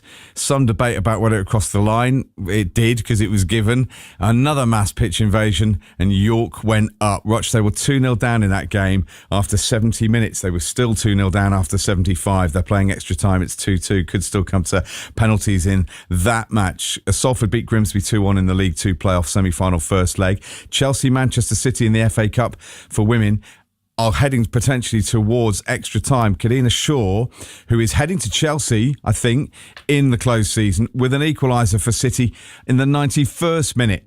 That could be going to extra time at Stamford Bridge. We know that Brighton are in the Women's FA Cup final. They've beaten Liverpool 3-2 earlier today. And in rugby union, before we just focus on the football that happened earlier this afternoon, Harlequins celebrating a thumping win at Newcastle, 76 points to 17, whereas not such good news for Saracens, even though they weren't playing.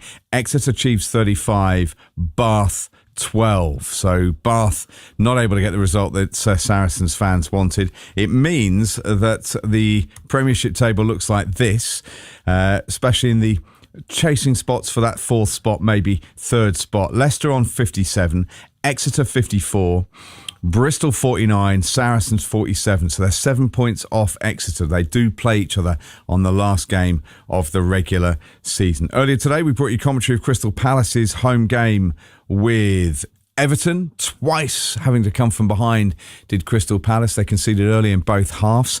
They did get a share of the spoils, moves them up to 44 points for the season. 3 games to go for the Eagles. Boss Oliver Glasner, I think you'll understand why I'm saying this, was in a rather sweet mood when he spoke to the BBC after the game. Before we start, are you enjoying your food? Of course, that's my reward, some sweets. It was rewarding today, wasn't it? You played well. Yes, absolutely. Huge credit to the players on their performance today, because it was really tough today. Yeah? So 3 days ago, qualifying, having this big win and qualifying for the first final, European final in Crystal Palace history, and then all the emotions, and then being after 6 minutes being 1-0 down from another set play. And it looked like it's déjà vu from Bournemouth, but the reaction was amazing. I think we then played really well, got the equaliser, and the same in second half. We go out and thought we are back in the game, and all of a sudden we are 2-1 down again.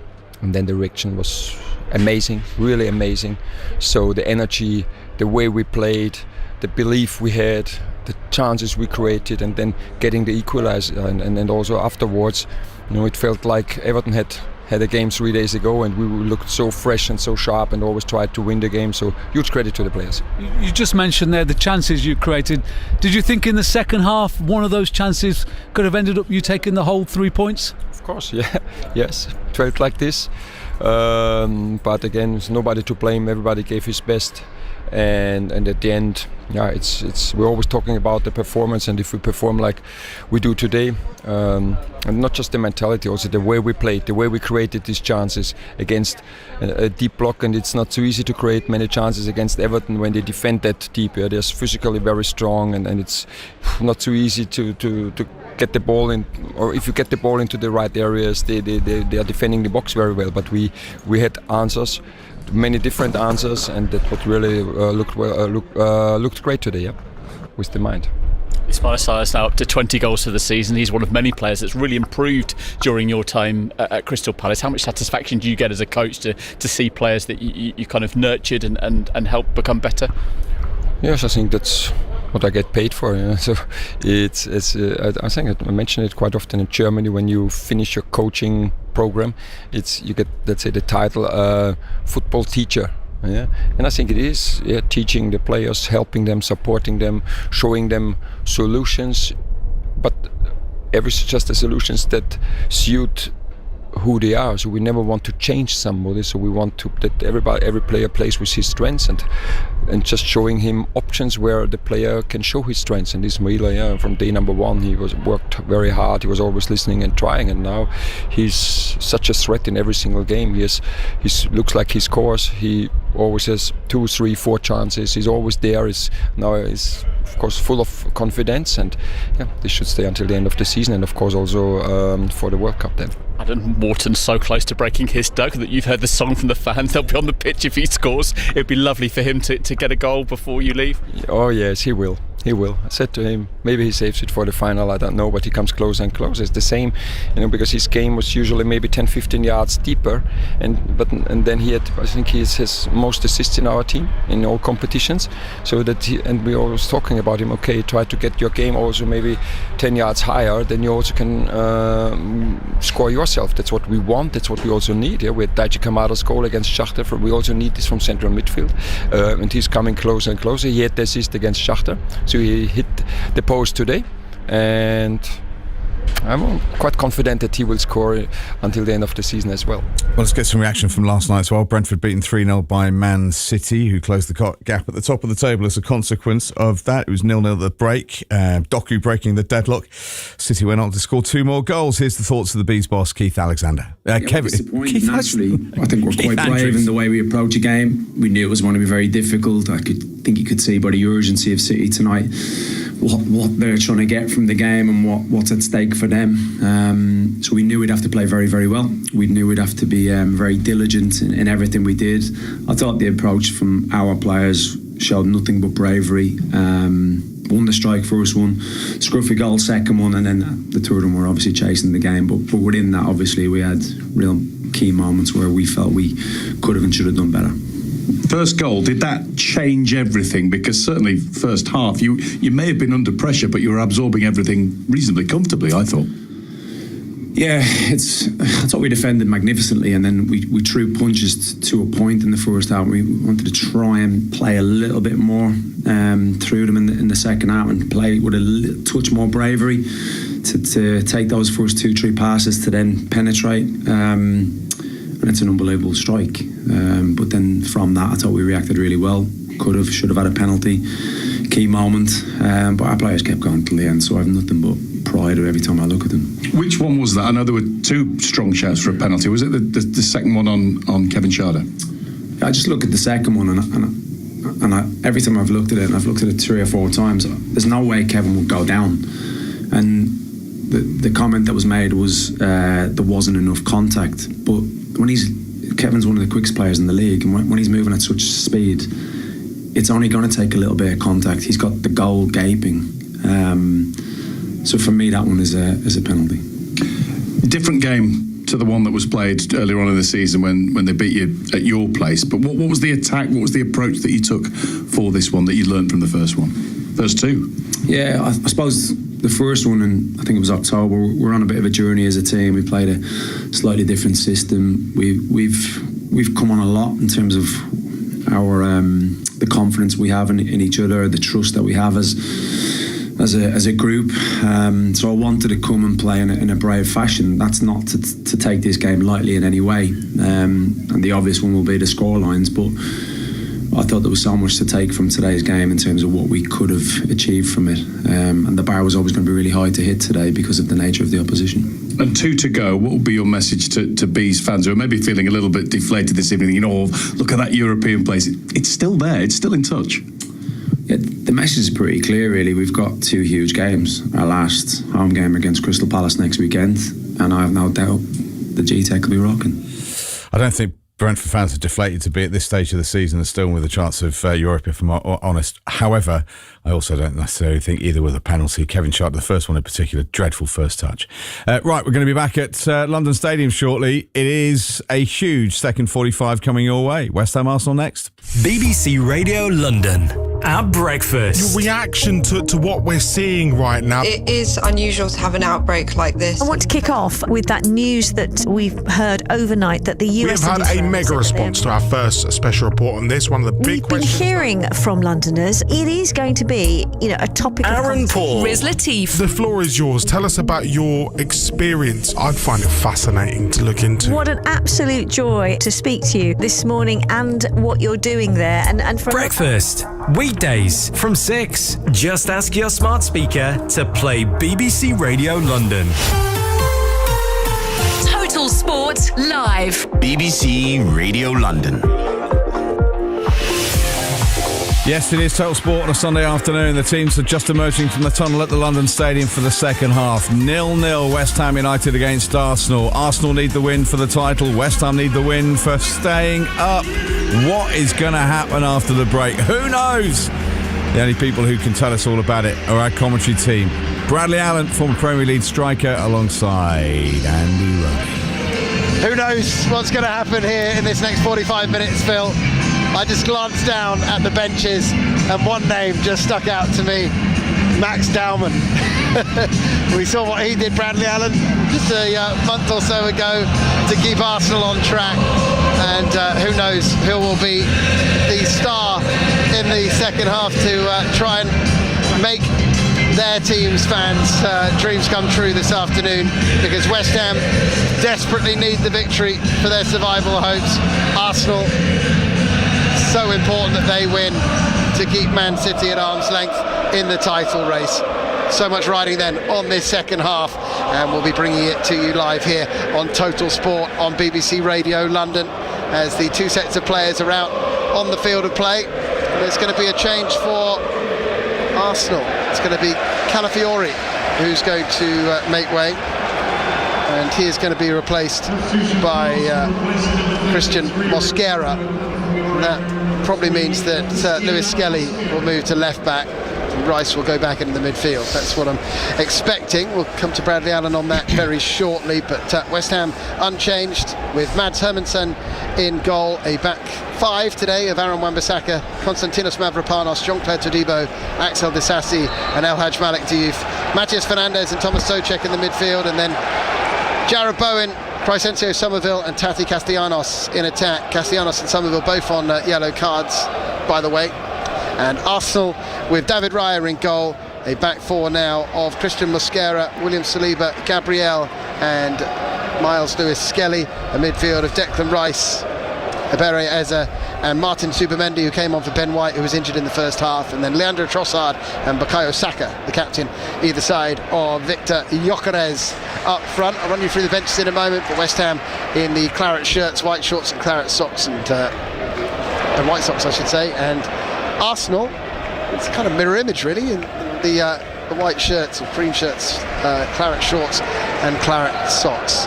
West Ham stroking the ball around with Disasi now the man in possession. The Chelsea loanee trying to clip that straight down the middle of the pitch. Bowen hadn't read it, and Tati Castellanos had his back to where the pass was coming from, and it's all the way through to David Raya, the Arsenal goalkeeper. On the benches then for both sides, Alphonse Areola, the goalkeeping cover for West Ham, Walker Peters, Kilman, Wilson, Pablo, Magassa, Scarles, Potts and Kante. And for Arsenal, Kepa, Hincapié, Odegaard, Martinelli, Madueke, Havertz and Dowman are the remaining substitutions, having made two subs so far in this game. 46 minutes on the clock, West Ham 0, Arsenal 0, and alongside me Andy Rowley, it's Bradley Allen. Yeah, thousands of the fans, swiftly returning from the refreshment concourses. Still a few empty seats, but the end of the first half, the atmosphere was extraordinary. Still too tough, too difficult to call which one this might go. Will it be shared at the end? Will it be a 0-0, 1-1 draw? Will we have a decisive moment, a mistake, a match winner? Can't call it, Andy. So incredibly tricky to determine the outcome of this one. Elsewhere this afternoon, Chelsea women 2-2 against Manchester City women in the Women's FA Cup. Brighton and Hove Albion earlier on beat Liverpool 3-2, but it's 2-2 after 96 minutes in the Women's FA Cup semi-final between Chelsea and Manchester City. Celtic beating Rangers 3-1 in the Old Firm derby, which means they are right up there, 1 point behind Hearts with 2 games to go of the Scottish Premiership season, and they meet, of course, on the final day. Grimsby beaten 2-1 at home by Salford in the first leg of the League Two playoff semi-final. Chesterfield faced Notts County later this evening, and in the Premier League earlier today, Burnley 2, Villa 2, Palace 2-all against Everton as well, and Forest 1, Newcastle United 1, and Boreham Wood battling to try and make it into the Football League, but it's all square against Rochdale in extra time of that playoff final at Wembley. They're just about to reach penalties in that one, but with Rochdale's fame for late goals, I daren't say it's all done yet, that one. Here's Mavropanos on the ball, the Greek defender sends it forward. It's a great first touch by Wan-Bissaka. Now he's looking for the pass. He finds Bowen dribbling in field. It's a wonderful pass to Castellanos, comes back to Bowen, low shot but not enough power in it, and it's saved by Raya. Yeah, just didn't quite catch hold of the shot, but a nice move, wasn't it, from West Ham there. Bowen off that right hand side, firstly Castellanos, then the ball brought back to the England winger, and he struck it, but he was straight at the Arsenal keeper. That's where you want him though, isn't it, Bradley? Coming into those sort of positions. Off that Definitely. right touchline. Him and Somerville, the important West Ham attacking players, grew into the game, I thought, at the end of the first half. And you feel if they can just maybe on 2 or 3 occasions here across this second half receive the ball carry, pick up speed, show their skill and trickery in 1v1 situations, that might be the route and avenue for West Ham here to get themselves in front. Arsenal moving the ball around with Zubamendi and Eza. He's got his shirt untucked, just looks like he's just having a kickabout, as he did so often when playing cage football growing up in Greenwich. And what a long way he's now come, Eza, playing for England and signing for Arsenal. His boyhood club for £67.5 million, having been rejected as a youngster. Cleared away by Diouf. Declan Rice is there, heads it up in the air looking for Zubamendi, and then West Ham have got a free kick. Yeah, Somerville was trying to get away, wrestled to the ground by Zubamendi. But you're right, what you spotted, Andy. I think, you know, maybe 10-15 minutes before half-time, they just got to a few more second ball, didn't they, in the midfield area. West Ham turn the ball over here. Arsenal Rice might break onto it, playing it through to Gyökeres, and shackled by Mavropanos, who just comes across, deals with that danger, and it's Diouf bringing the ball forward down the left for West Ham, closed down by Rice, and it's back with Arsenal again. Trossard, 30 yards from the West Ham goal, dribbling across the field, does a full 360, the Belgian, and then plays it back to Gabriel. Now Zubamendi, signed last summer from Real Sociedad, the Euros winner with Spain. Saka has been kept pretty quiet so far by Diouf, Bradley. Yeah, he's not been served with the ball too much. Saka, important goal, of course, Champions League midweek, but he's in it now. Here he is, left-footed strike, but plenty of power, but not the direction he was hoping for. That's drifted well wide as Arsenal attack the end where their away fans are. That's a Trevor Brooking stand away to our right-hand side, but not the shot they were hoping for from the player whose goal booked their place to the Champions League final in Budapest. Yeah. There go the West Ham fans, just turning the dial on the noise inside the London Stadium. It's going to be absolutely crucial here. Another coming together on the far side of the pitch. It's going to be a foul, perhaps, is it against Arsenal? No, it's a throw-in. Wan-Bissaka went down, but no foul, says Chris Kavanagh, the referee, and a throw-in to Arsenal in their left-back position for Lewis Skelly to take. It's just fascinating, isn't it, to what the managers are going to be thinking here. Or at what point they do something. Absolutely. You know, whether that's fresher players, more attackers on the pitch, you know. a greater risk opening the game up? Who does that suit? Do we get a breakthrough? Eze coming a bit deeper. You look at Arsenal's bench and there's so many options there that you think that Arteta would have to look to that, were it to stay like this for too long. Odegaard's quality, Martinelli's speed, Madueke's trickery, Havertz some big goals. League winner for big moments Chelsea, from him. Havertz, so man for the big occasion. You mentioned Wilson for West Ham, scoring against Good Everton pass from here. Eze to Saka. Saka clips the cross in and it's headed away by Disasi. Diouf does really well to stop that ball going out for a throw-in, and then trying to get away from Saka, who's been fouled. And he's done very, very well, the 21-year-old Senegalese international, against Saka. Yeah, tried from the byline to stand across up with his weaker right foot. He recovered Saka, but Diouf showed tremendous determination right on the touchline in front of the home fans. To be fouled. West Ham free kick. Hermansen will launch this one forward.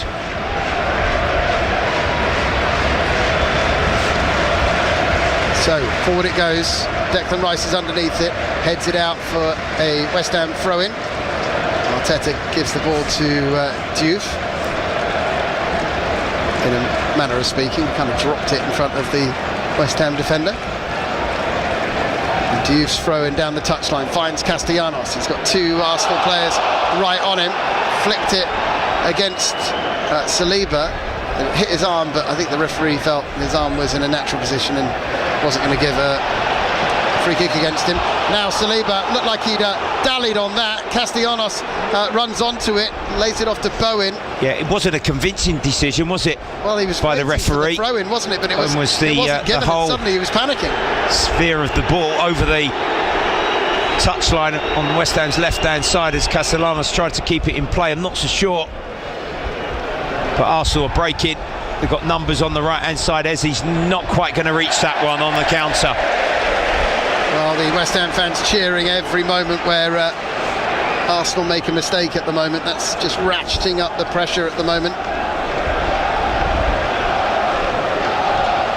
Throw-in taken short by Diouf. Comes back to him. Now thumps it upfield. Underneath it is Saliba. Souček tries to get it forward for West Ham, but it's once again intercepted. Then Disasi gets it away. Gabriel laying it off to Lewis Skelly. The England international turning back and playing it back to his goalkeeper Raya.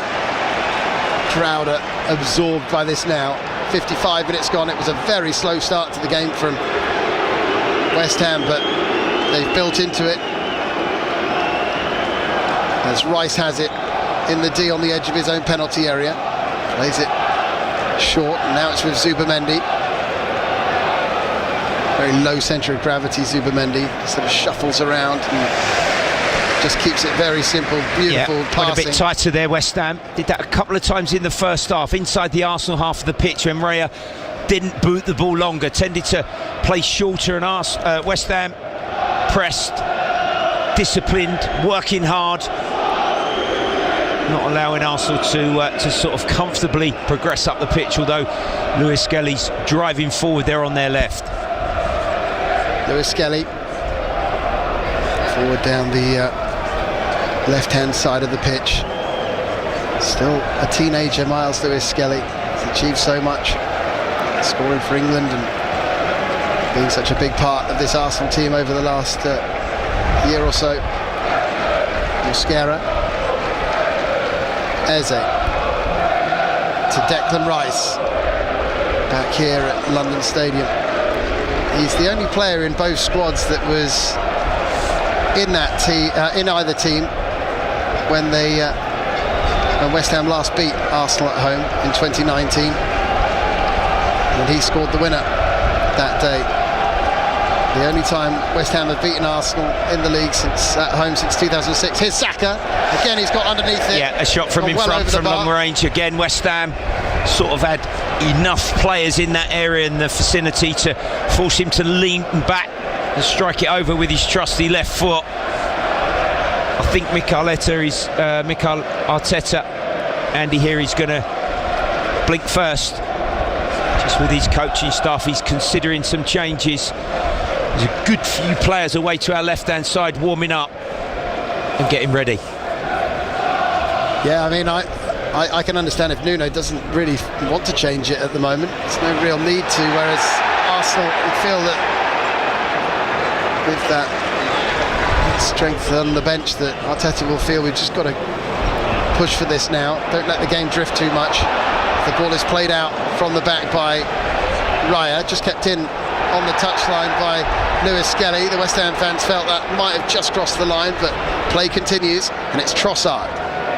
10 yards inside his own half. He's tried to switch the play, sending it out towards Mosquera on the right-hand side. He now moves it in field to Saliba. Cagey, isn't it? It is indeed. Yeah. No real, not so many chances in this second half so far. Listen to the West Ham fans as Diouf tries to cover the run of Saka. He sliced his clearance. That's going to go behind for a corner, but he at least covered the run of Saka there. Yeah, he did. He was deeper than the West Ham defensive line. He's a bit frustrated. Nuno, the West Ham coach there, and he sliced across it with his weaker right foot. This could be massive. First 10 minutes in, West Ham were bang under pressure with a couple of early Arsenal set plays and corners. Is this the moment? Well, they were so good on these set pieces as they have been all season in that first half. Really gave West Ham some huge problems from the set pieces. They've scored 27 goals via set pieces in the Premier League this season, more than any other side. 17 from corners. Here comes another corner from Rice, headed out to the edge of the penalty area. Saka moves it to Trossard. It comes back to the England international. Trossard again, thinking about a right-footed cross, gets it back onto his left foot, scoops it in, headed away by Mavropanos. Eze keeps the pressure on with a brilliant touch. Here comes the cross in from Rice, flicked up in the air by Wan-Bissaka. Castellanos can't get it away, runs straight past it. Then there's a foot in, and that's a foul, I think, by Saka. No, referee says play continues. Fernandes thought he'd been fouled. Saka sweeping it in again, headed away by Souček, got great distance on his header. Lewis Skelly moving it forward again. Rice gets it out of his feet, then sends in the cross. It's too long, and that is out for a goal kick to West Ham. Yeah, Fernandes. It remains 0-0. Half an hour to go. Going after the referee and just sort of questioning why, when he got to the second ball just outside the edge of the West Ham penalty box, that there wasn't a foul for contact. But they stood firm. They see it through. West Ham are in it. 0-0. Just sense that. That's what the title races are like, isn't it? Yeah. You never. I sense that across the crowd. Look at the fans. You're seeing some of them on the screen that's biting their fingernails down to nothing. A lot of them just head in hands at the moment, arms crossed. They're being put through the ringer. As are the West Ham fans, don't forget. But coming into the game, so many felt West Ham were big underdogs this afternoon. But they are holding the Premier League leaders as things stand here as we enter the final 30 minutes of this game. Arsenal coming forward down the left with Lewis Skelly linking up with Trossard down that touchline. Trossard to Gabriel, now Zubamendi. One thing that doesn't change much with Arsenal, they stick to the process as the catchphrase goes. They don't speed it up too much. Saka, they're certainly not panicking yet. Rice, moving it out to Mosquera. Mosquera, the Spain international, coming on as a substitute at half-time, moving it back to Saliba. Gabriel to Zubamendi. Total Sport on BBC Radio London. It's 0-0 here between West Ham and Arsenal as Lewis Skelly gets it into the box looking for Gyökeres, but it's intercepted by Wan-Bissaka. Now Fernandes needs to pick a pass. Eze's all over him, but Fernandes just twists away from him and then clips it forward looking for Bowen. Headed just before it reaches him by Zubamendi, but then a brilliant effort by Souček to try and get to that, but he's just fouled Trossard. Man City 3-2 up against Chelsea women in the FA Cup semi-final in extra time. That could send City. Would be on the hour. They're probing, aren't they? They just can't quite find that penetration into the penalty box just yet. Here goes Rice, though. That's a foul. And Fernandez has been penalised.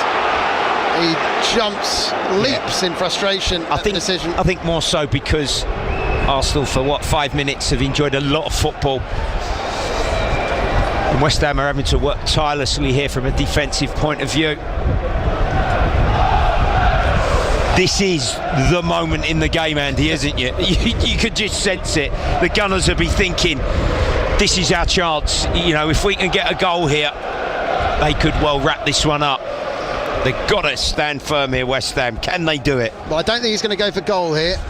This is probably about 29 yards out, and it's on a way to the right of the D.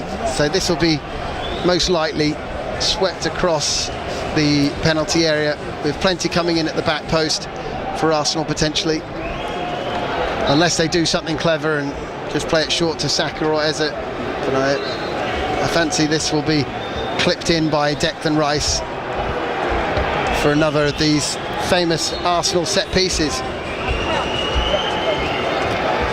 Here it comes, Rice sending it in towards the back post. Back across goal it goes, but the referee has blown his whistle, and Wan-Bissaka took a little bit. In fact, I think it might have been Somerville who took a bit of a gamble there, catching that ball. Might have been a push by Zubimendi on Souček. Little block. They loop round the back. They do that so well. Bit of a power play, isn't it, with the tall, aggressive players that they have. But the West Ham fans relieved and happy. Souček shoved in the back by the looks of things, according to the referee. And it's a free kick to West Ham. 64 minutes gone. West Ham 0, Arsenal 0.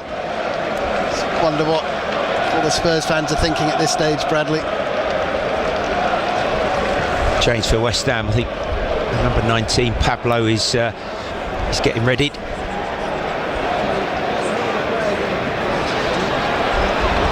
It's full time and extra time between Boreham Wood and Rochdale. It's gone to penalties at Wembley for the right to go into the Football League, as Diouf plays it to Somerville just on the edge of the Arsenal penalty area. He's twisting and turning, trying to get away from Mosquera and Saka. In the end, the Arsenal players win out, but now it's cleared only as far as Fernandez gets it to Bowen. Bowen wraps his right foot round it. Good block from Arsenal, but it comes back to the former Hull City forward. Rochdale have won 3-1 on penalties, I'm hearing, against Boreham Wood. And after just missing out in that dramatic final day of the regular season against York City, Rochdale have come through the playoffs. It's reminiscent of when Notts County managed to do that a few years back now, when two teams were well clear of the rest. As the ball is now sent out towards Diouf. Even he, with all his pace, couldn't reach that. Bit too eager, forced it there somewhat. Fernandez is the change. Be interested to see who this one's going to be for West Ham. Pablo coming off of Somerville, is he? No, Castellanos, sorry. So it's a straight swap up front, really. Involved in action, wasn't he, with that diving heading chance on the stroke of half time. But a good ovation from the Hammers faithful.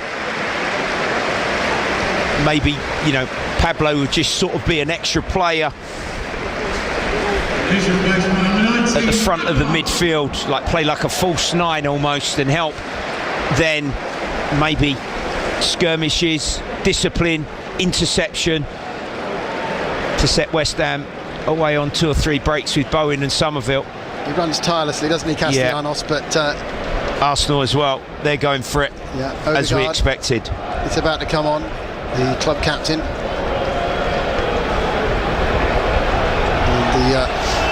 the tall figure of Kai Havertz. For Eze, yeah. So Eze makes way for Odegaard.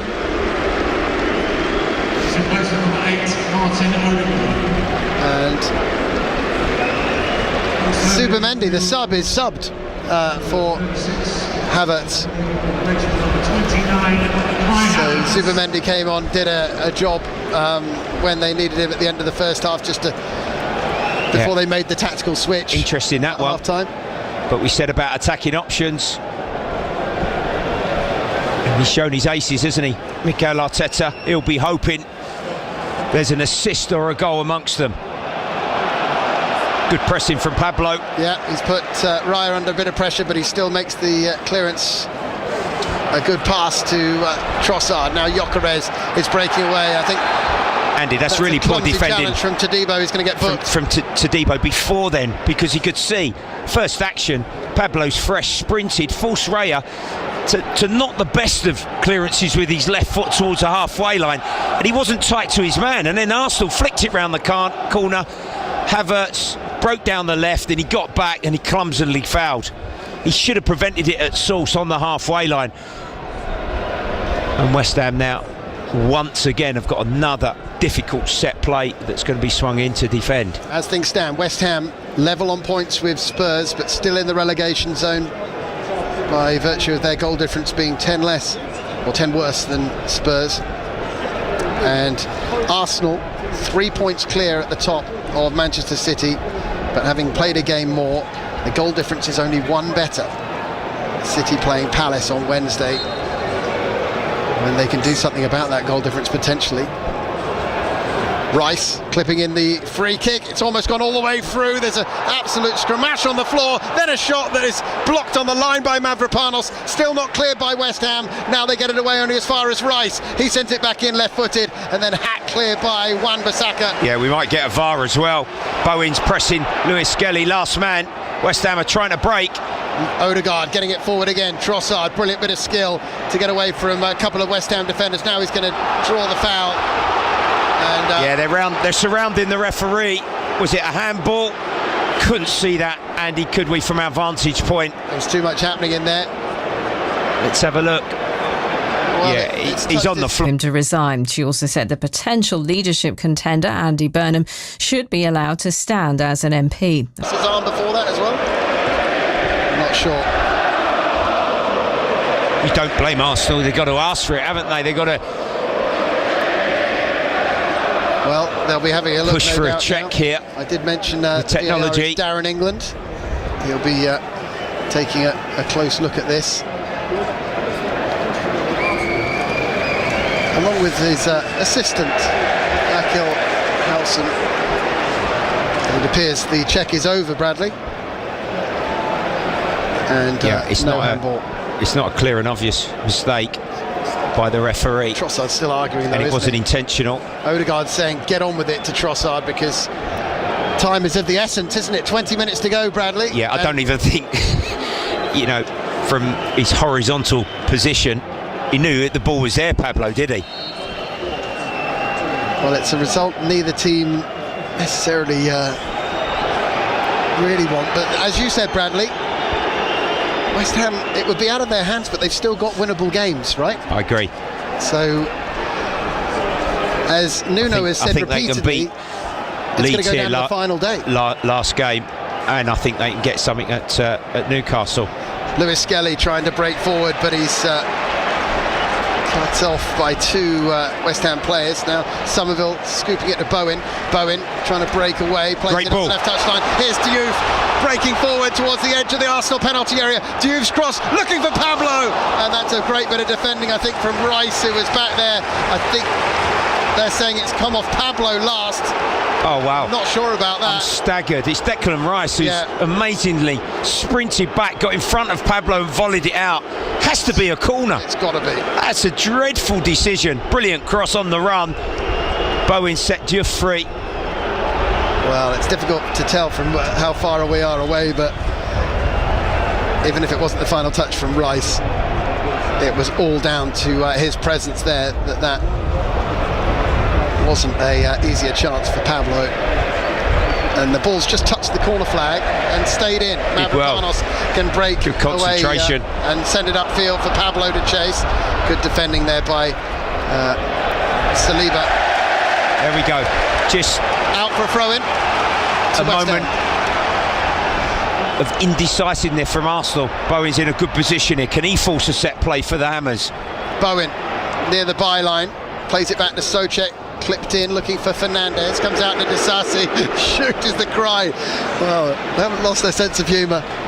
40 yards away there, the West Ham fans, despite the pressure. There's a potential foul there on Pablo again. Referee just turns his back. They just got to get it close enough or inside that box, because this crowd, they could get something out of this referee. I'm pretty certain of it. West Ham have lost 38 Premier League games against Arsenal. They've only lost more often against Liverpool. And Arsenal have only beaten Everton more than they have West Ham. 40 times they've beaten Everton. So this is a fixture that generally, down the years, has gone Arsenal's way, but West Ham battling tooth and nail at the moment and denying the Premier League leaders. Here's Saka's cross. It's a great cross, but the header is over the bar at the back post. That was better though. Todibo did enough. He just peeled away. Gyökeres couldn't get over it and head that one back down on the target. Well, I wonder what time Martinelli will come on. I think that they might look to get him running at the tired West Ham defenders. I think so. Even if it's Saka to come off, he's been working his way back of late, and you're going to ask me, though, appeared Andy, himself up to this point to me. There's a chance here for West Ham. There's going to be a chance. I can sense it. Here's the ball sent upfield by West Ham. Pablo going for it, but it's cleared away by West Ham as far as Gyökeres. Lovely little touch to get it to Trossard.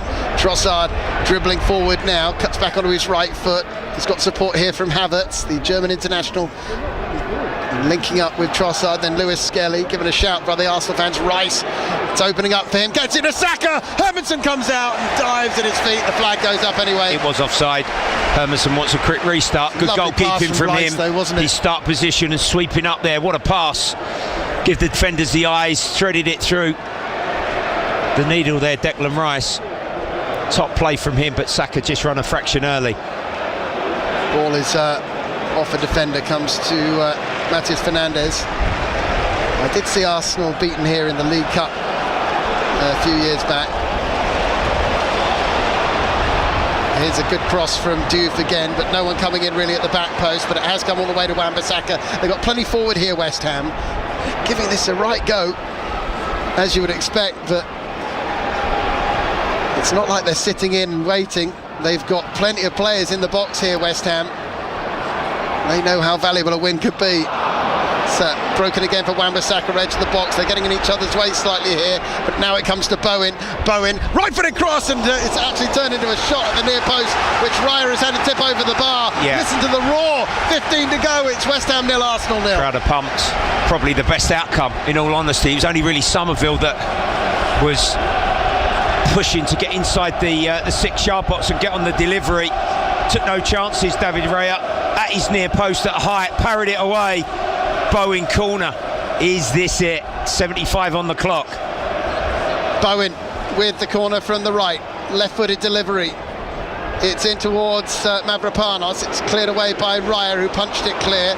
Diouf with a disappointing touch, really, but they have kept possession. And it's with Wan-Bissaka just inside the Arsenal half of the field. We're approaching that stage of the game as well, is when those concentration levels in the brain, you know, the push of Arsenal midweek, Champions League semi-final second leg, and the emotional turmoil of that. Yeah. Here's Somerville breaking across the pitch. He's going to clip it in. It's a really inviting cross, headed away by Arsenal. Souček getting it back into the penalty area. And then Pablo can't hold on to it. Trossard hooks it clear. West Ham pushing Arsenal back here. Yeah, he's pushing his players up the pitch, Arteta. He knows this is a crucial passage of play. That's a foul. Poor challenge from Saka. That'll be a booking. Yeah. Just kicked out at Somerville. And you know who won that decision? Not the West Ham player, the West Ham fans. Yeah, they were up in arms about that one. Saka just raking his studs down the back of his heel there. Not a really dangerous one, but just caught him. And he was making a dash towards the edge of the penalty area, so the referee decided that was more of a cynical foul than anything, and so he goes into the book. Here comes the free kick from Diouf. It's very low. Arsenal get a foot to it. It's come out as far as Diouf again. The other thing to say about Arsenal is, Bradley, the concentration levels. They've just not really had a game off, have they, for so many months? No. And they've also been under such pressure in terms of, it feels like so many people have been out to get them. Relentless schedule. Long ball over the top though. Good challenge from Pablo. Socek is running onto the loose ball. Here's Fernandez as well. Poke back to Fernandez. Surely, great save by what Raya. A chance! That was save. it. How's he kept that out? Fernandez, head in hands, breaking through 6 Brilliant yards out. challenge and touch. Pablo Souček involved into the penalty box.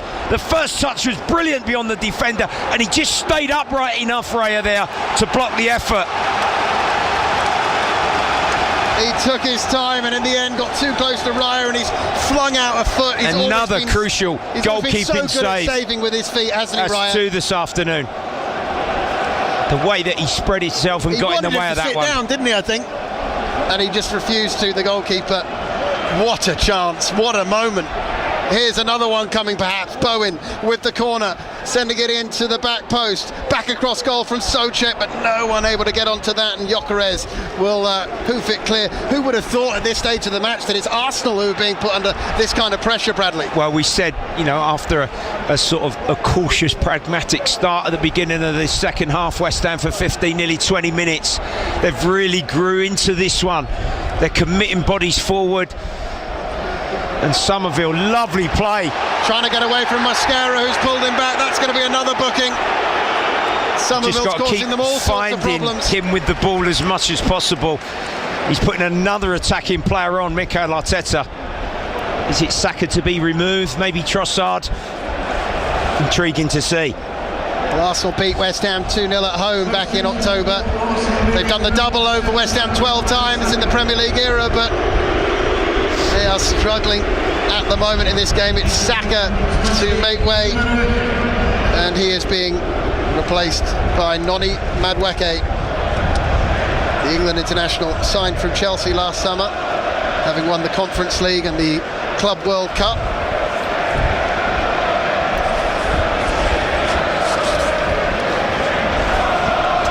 Just ducked down below the desk there, and it wasn't because I couldn't watch, Bradley.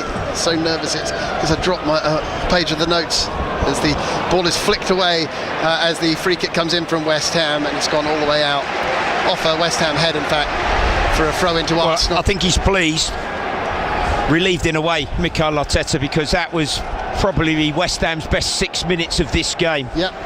And really forcing the attacking issue. That Fernandez chance. I said there'd be one. Will there be another? Is it going to be for West Ham? Is it going to be a moment for Arsenal? They're renowned as scoring late goals this season. Is there another? 10 minutes to go. Their last 2 Premier League games, Arsenal. They scored the opener in the first 10 minutes against Newcastle and Fulham. It's a very, very different story this afternoon here in Stratford, as the ball is played forward to Havertz for Arsenal. Now the Norwegian international Odegaard. It's a wonderful pass for Madueke, and his cross gobbled up by Hermansen just before Gyökeres could reach it. Yeah, fresh legs. Nice move. Slide rule pass inside left centre half and wing back. Madueke onto it, right foot cross, perhaps a bit early, but good start position from the West Ham keeper there, Hermansen. Havertz to Odegaard. Madueke back to Havertz again. No flag. Havertz's cross cleared away by Mavropanos. Might be Arsenal's turn here. I agree, Bradley. It really felt when they brought on Madueke there that they've kind of weathered that bit moment. Of the storm. Yeah. Odegaard, great pass. Here's Havertz pulling it back, and it's great positioning from Souček to hook that clear. There were 3 or 4 Arsenal players gathering there to try and get on the end of that. And Havertz, it's that movement, isn't it? It's so difficult. Tried to reverse it, didn't he? Sort of ghosted into position. Odegaard. He's on the ball again. Havertz again. The tall German international who just brings the game to walking pace at times, but it's such a difficult player to pick up at times. He just drifts into really good areas. Here's Odegaard, the club captain, breaking forward. Rice has stunned a pass back to Odegaard again. Odegaard trying to make room. Trossard! Massive, massive goal for Arsenal! And devastation for West Ham as Trossard drills that in!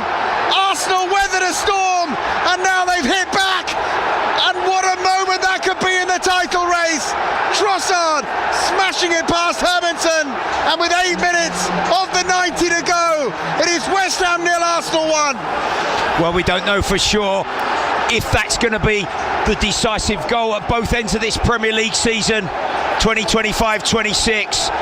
But it's no surprise it's Trossard, because he's been, in the second half of the season, such an important player. He was in the right place.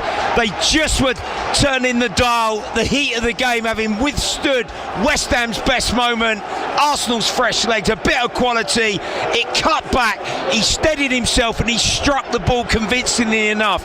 It might have took a deflection and gone beyond Hermansen, but into the net. Wild scenes amongst the travelling Arsenal fans. Is that the goal that's going to win the Premier League? It may well be.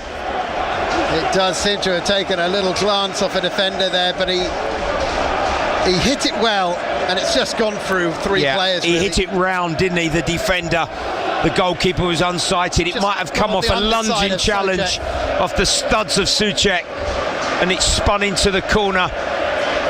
Arteta leaps for joy, nearly slips over on the athletics track, but he won't care, nor will the Arsenal fans across the globe. Nuno winning the game, a late goal, crucial. Nuno sat with his thoughts for a moment. Trossard, that is his 8th of the season, 6th in the Premier League, and could be the most important of the lot. 6 minutes to go. Can West Ham find an equaliser here? Surely they're going to bring on Callum Wilson. Yes, he's being readied on the touchline. Well, this is it. This is it. If Arsenal are to win the league, their best attribute, Andy, has been what? Defending. Seeing games out. Seeing games out. This is it. The next 6, 7, 8 minutes, whatever we've got remaining. Wilson on. Disasi off. Disasi makes way then. They take off a defender for a forward. Wilson, who got a very, very important late goal against Everton recently, didn't he? Can he come up trumps again for them? It's sent over the top for West Ham to chase Wan-Bissaka, giving everything to get to that, but it's just been shielded out by Lewis Skelly, who turns to some of the West Ham fans as if to say, stop having a go at me, we're in the lead, but it's almost time up. But there's still enough time. 5 minutes plus added time.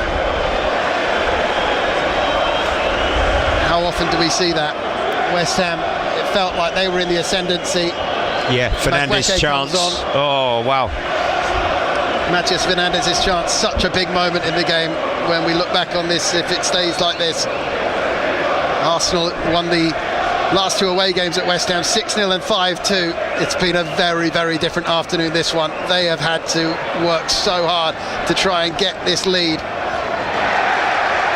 But it potentially could be the biggest stepping stone in these last 3 games on the way to the title, with Burnley and Palace to come. Now West Ham can't get involved in too much here. Yeah. Trossard has been arguing there's a couple of throughout the game. altercations in the stands away to our right hand side, and actually down on the pitch. It's fed onto the pitch a little bit. It was a challenge by Madueke.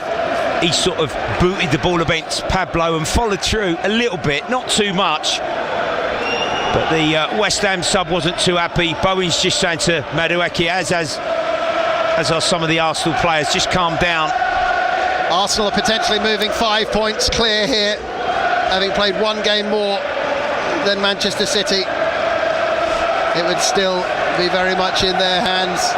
Trossard and Todibo. It's Gyökeres and Todibo. Well, we said arguing now. We said, Andy, didn't we, that this may well be the game this season.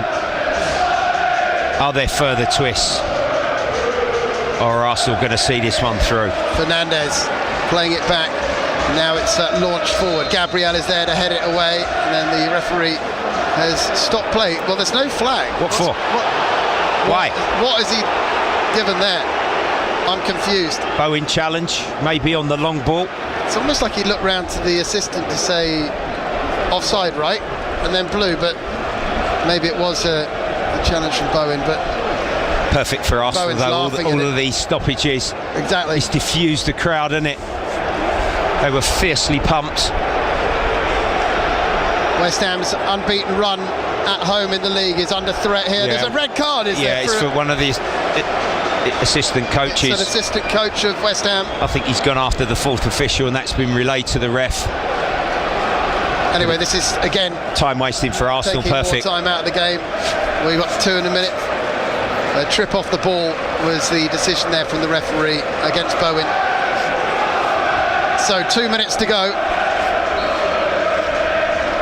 The unbeaten run at home for West Ham, by the way, is the longest since the last season at Upton Park.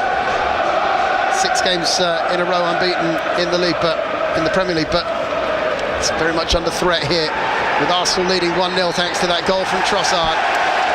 Free kick given to West Ham, just inside their own half. Saliba has kicked the ball away. He's going to get booked for that. Well, Arsenal, the dark this arts campaign.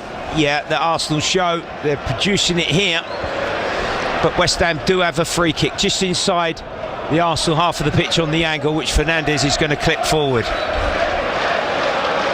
Throughout the campaign, they've seemed to be getting it from all angles, Arsenal. So many people seemingly intent on undermining their title bid, but they are getting ever closer now. Gyökeres tackled hard there on the far side of the pitch, and it's going to be a free kick against Mavropanos. Clumsy. Exactly what Gyökeres in that situation would have wanted. He's given them a lot though, hasn't he? 9 in his last 12 games, 9 goals in his last 12 Premier League games, Gyökeres, but today he's just been a real focal point for them. Yeah, I thought he was phenomenal in his work rate against Madrid midweek, the way he run the channel and run the defenders. That's his strength. He produced and did that at Coventry and in the Portuguese league before his signing in North London. And he really has contributed to the Arsenal collective in this title push this season. Here's the stoppage time at the end of this second half. Arsenal will be hoping it's minimal. West Ham will be hoping it's a big number. 8 seconds of the 90 to go. 5, maybe 6, Andy. There's been a good few substitutes, isn't it? And stoppages in play. It's 6 minutes, Bradley. Spot on. Right, here we go then. How much is this Premier League season going to come down to these last 6 minutes? It could have a dramatic effect on what happens at both ends of the table.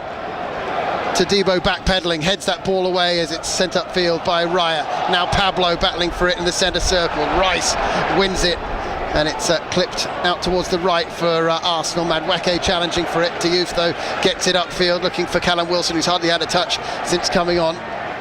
Now Odegaard. Tackled brilliantly by Somerville. Now he's looking for space to get the ball away. Fernandes, great bit of work from him. Back to Somerville again. Rice comes across to challenge him. Somerville skips past him, continues his run, and then completely blocked off from going any further by Havertz. Free kick to West Ham. Yeah, Trossard's thrown the ball away. He's been yellow carded as well. They're trying all sorts they here are indeed. to kill the momentum. They've just got to find a pass or two, West Ham, to work it into that Arsenal penalty box. Can they just sort of force maybe a lapse in concentration, a mistake? Is there going to be a decision, maybe a challenge, maybe a foul? It'll be a free kick taken by Fernandes, who had that big chance for West Ham before Arsenal scored. Floated into the box, it's gone over everyone, and Havertz's leap put some of the other players off going for the initial header. Yeah, it was a tired aerial challenge, wasn't it, by Souček? He looked shattered. Goal kick, Raya is in no hurry to take. No. 4 minutes of added time to go. West Ham will remain in the relegation zone ahead of Tottenham's home game against Leeds United tomorrow evening.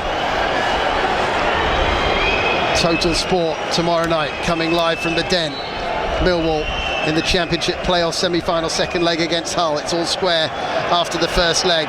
Live commentary on tomorrow evening's Total Sport. 2 huge games.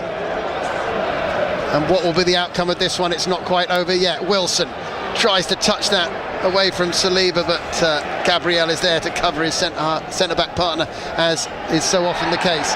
Then Fernandes is caught by Gyökeres. Free kick to West Ham. They need to. Hermansen should come up. Tanibo's instructed. They got to, swarm forward. Just get Fernandez forward as well. I mean, absolutely. He's way too deep. Hermansen's going to send this Somerville's upfield then. Trying to keep Madueke out of action, but he probably won't head it. Oh, it's not a good kick. Sent out to the right. Souček was the target. He's been barged into as he went for it by Gabriel. It comes out to Wan-Bissaka on the right touchline. He's got Bowen with him. Bowen gets it out of his feet. His cross was brilliantly blocked by Lewis Skelly, and it's out for a throw into West Ham. Yeah, terrific play. Stops the ball going into the danger area. 3 minutes to go. Those Arsenal fans desperate now to see this. They've gone silent, haven't they, Brandon? The nerves. They can't actually cheer their team on in these closing moments. But it's sent upfield for Gyökeres to chase. Hermansen's had to come a long way. It's headed it straight into Gyökeres, but it's gone out for a throw-in off the Sweden international. In fact, it's come off a hand, I think. It's good sweeping up. Brilliant again from Gyökeres, chasing that one down. His fitness levels are excellent. I've got to say, he's still going strong. Souček has it. Got to cross it. We're entering that last chance saloon that Phil was speaking about. Into the box it comes, headed down by Mavropanos. Wilson with the shot. It's come off a defender wide. I think it's Gabriel who's got the block in there. You said about Wilson, it was an excellent header. Ball travel distance. Mavropanos just cushioned it down to Wilson. Oh, wow. And on the swivel, he's tried to half volley it. Thought it was in, left foot, bottom left-hand corner. Gabriel. And the defender blocked it away. West Ham corner. Brilliant block. He had his arms low. He knew not to get an arm out, and he got a crucial block in there. Here comes the corner though for West Ham. Goalkeeper's up there as well. Flicked away. Here comes the shot from Wilson. It's a goal. Is it across the line? It's over the line. The referee yes. did it. West Ham have equalised in the 95th minute. This is astonishing. Arsenal's hopes dashed so late here at London Stadium. West Ham United give their survival hopes a boost in the last minute and a half. The Arsenal players can't believe it, but the goal has been given. This is incredible. West Ham 1, Arsenal 1. Well, it was Declan Rice who fell beyond the byline, but the buzzer must have gone off, and it's gone over the goal line. It has to have done. Arteta's saying to his players, get after the referee and say, was it a handball? He's asking for it. Raya was sort of blocked, the goalie went up, it bobbled around, Wilson shot. The Arsenal player is definitely behind the goal line. Declan Rice over the line, I think. Yeah. He's dropped it, the keeper, no foul. It's come off of Saliba's knee. And then Wilson has fired in the shot. It's no foul. There's definitely no foul. It has to be a goal. It'd be criminal, Andy, if this goal is not allowed. Wow. Callum Wilson getting the shot away. Checking for a possible foul on the goalkeeper. I can't see that he's been impeded there. No, not at all. Hermansen's jumped for it, but he hasn't deliberately tried to take out the goalkeeper. Wow. He did well, Wilson, didn't he? He had a lot to do. He steadied himself. His effort was goal-bound. Hermansen's... they're saying maybe as he's jumped, did he... But he's fallen over way too easy, Gabriel, there. So an arm from Pablo across the goalkeeper. Well, this will be soft. I'll tell you what, VAR, this one of the biggest moments since its introduction. If this is disallowed, it changes so much of this whole season, doesn't it? At both ends of the table. Absolutely, Andy. There's been some huge interventions from VAR, but this has got to be one of the biggest. Do you know what, Andy? The referee is so unsure here. Is he going to be asked to come I hope his earpiece is working. Best of luck in Stockley Park. Oh my goodness. But it's up to them to say whether he should go and have a look, isn't it? He's going to go and have a look. Why? Does he stand firm here? Does he disagree with what's being recommended? They can't get around him. They've got to leave him alone. This is enormous pressure now on Chris Kavanagh. Martin Odegaard is waving his own players away from the referee, which is the right thing to do. Trying to give the space. Jumped fairly for the ball. His arms are down. Raya's dropped the ball. I think this would be farcical if this is chalked off. I agree, Andy. There's not enough in there for me. There's a lot of jostling, but there's no one who's made a clear and obvious. There's no clear and obvious error, I don't think, there from the official on the pitch or the officials on the touchline. All of the players are lined up on the touchline. There's going to be some further injury minutes, that's for sure, with this soap opera. Oh, come on, everyone's jostling, but I can't see a clear and obvious foul in there to say that this should be chalked off. But Arsenal fans desperate that this is given in their favour. The referee turns. He's waving the players away. We're about to get one of the biggest announcements ever as far as VAR is concerned, if not the biggest. After review, West Ham number 19 commits a foul. My goodness. He said that Pablo has been adjudged to a foul. Has produced a foul. Nuno Espirito Santo absolutely berating the fourth official. The Arsenal fans are celebrating wildly away to our right-hand side. The West Ham fans, a lot of them are just leaving in disgust. Such a shame, isn't it? They're showing it again. There's jostling absolutely everywhere in there. How can you not say there's Arsenal players pulling West Ham players down as well? It's happening all over the place there. And the game is going to be decided by that. Pablo. Lewis Skelly possibly fouled a player there as well. Pablo just got his hand on the left arm of the goalkeeper. They've seen the replay as well. Is it enough? The 60,000 fans. What a way to decide potentially a title race and a relegation on a decision like that. Nuno Espirito Santo cannot believe it. Arsenal leading 1-0 again. And we've probably got about a minute or two, if that. Trossard is still causing a lot of anger amongst the West Ham players. He's slowing everything down, getting in the way. How long does the ref play, Andy? A minute, 2 minutes. We're on 100. VAR is this is going to be one of the biggest talking points since its introduction. Ball is out for a throw-in to West Ham.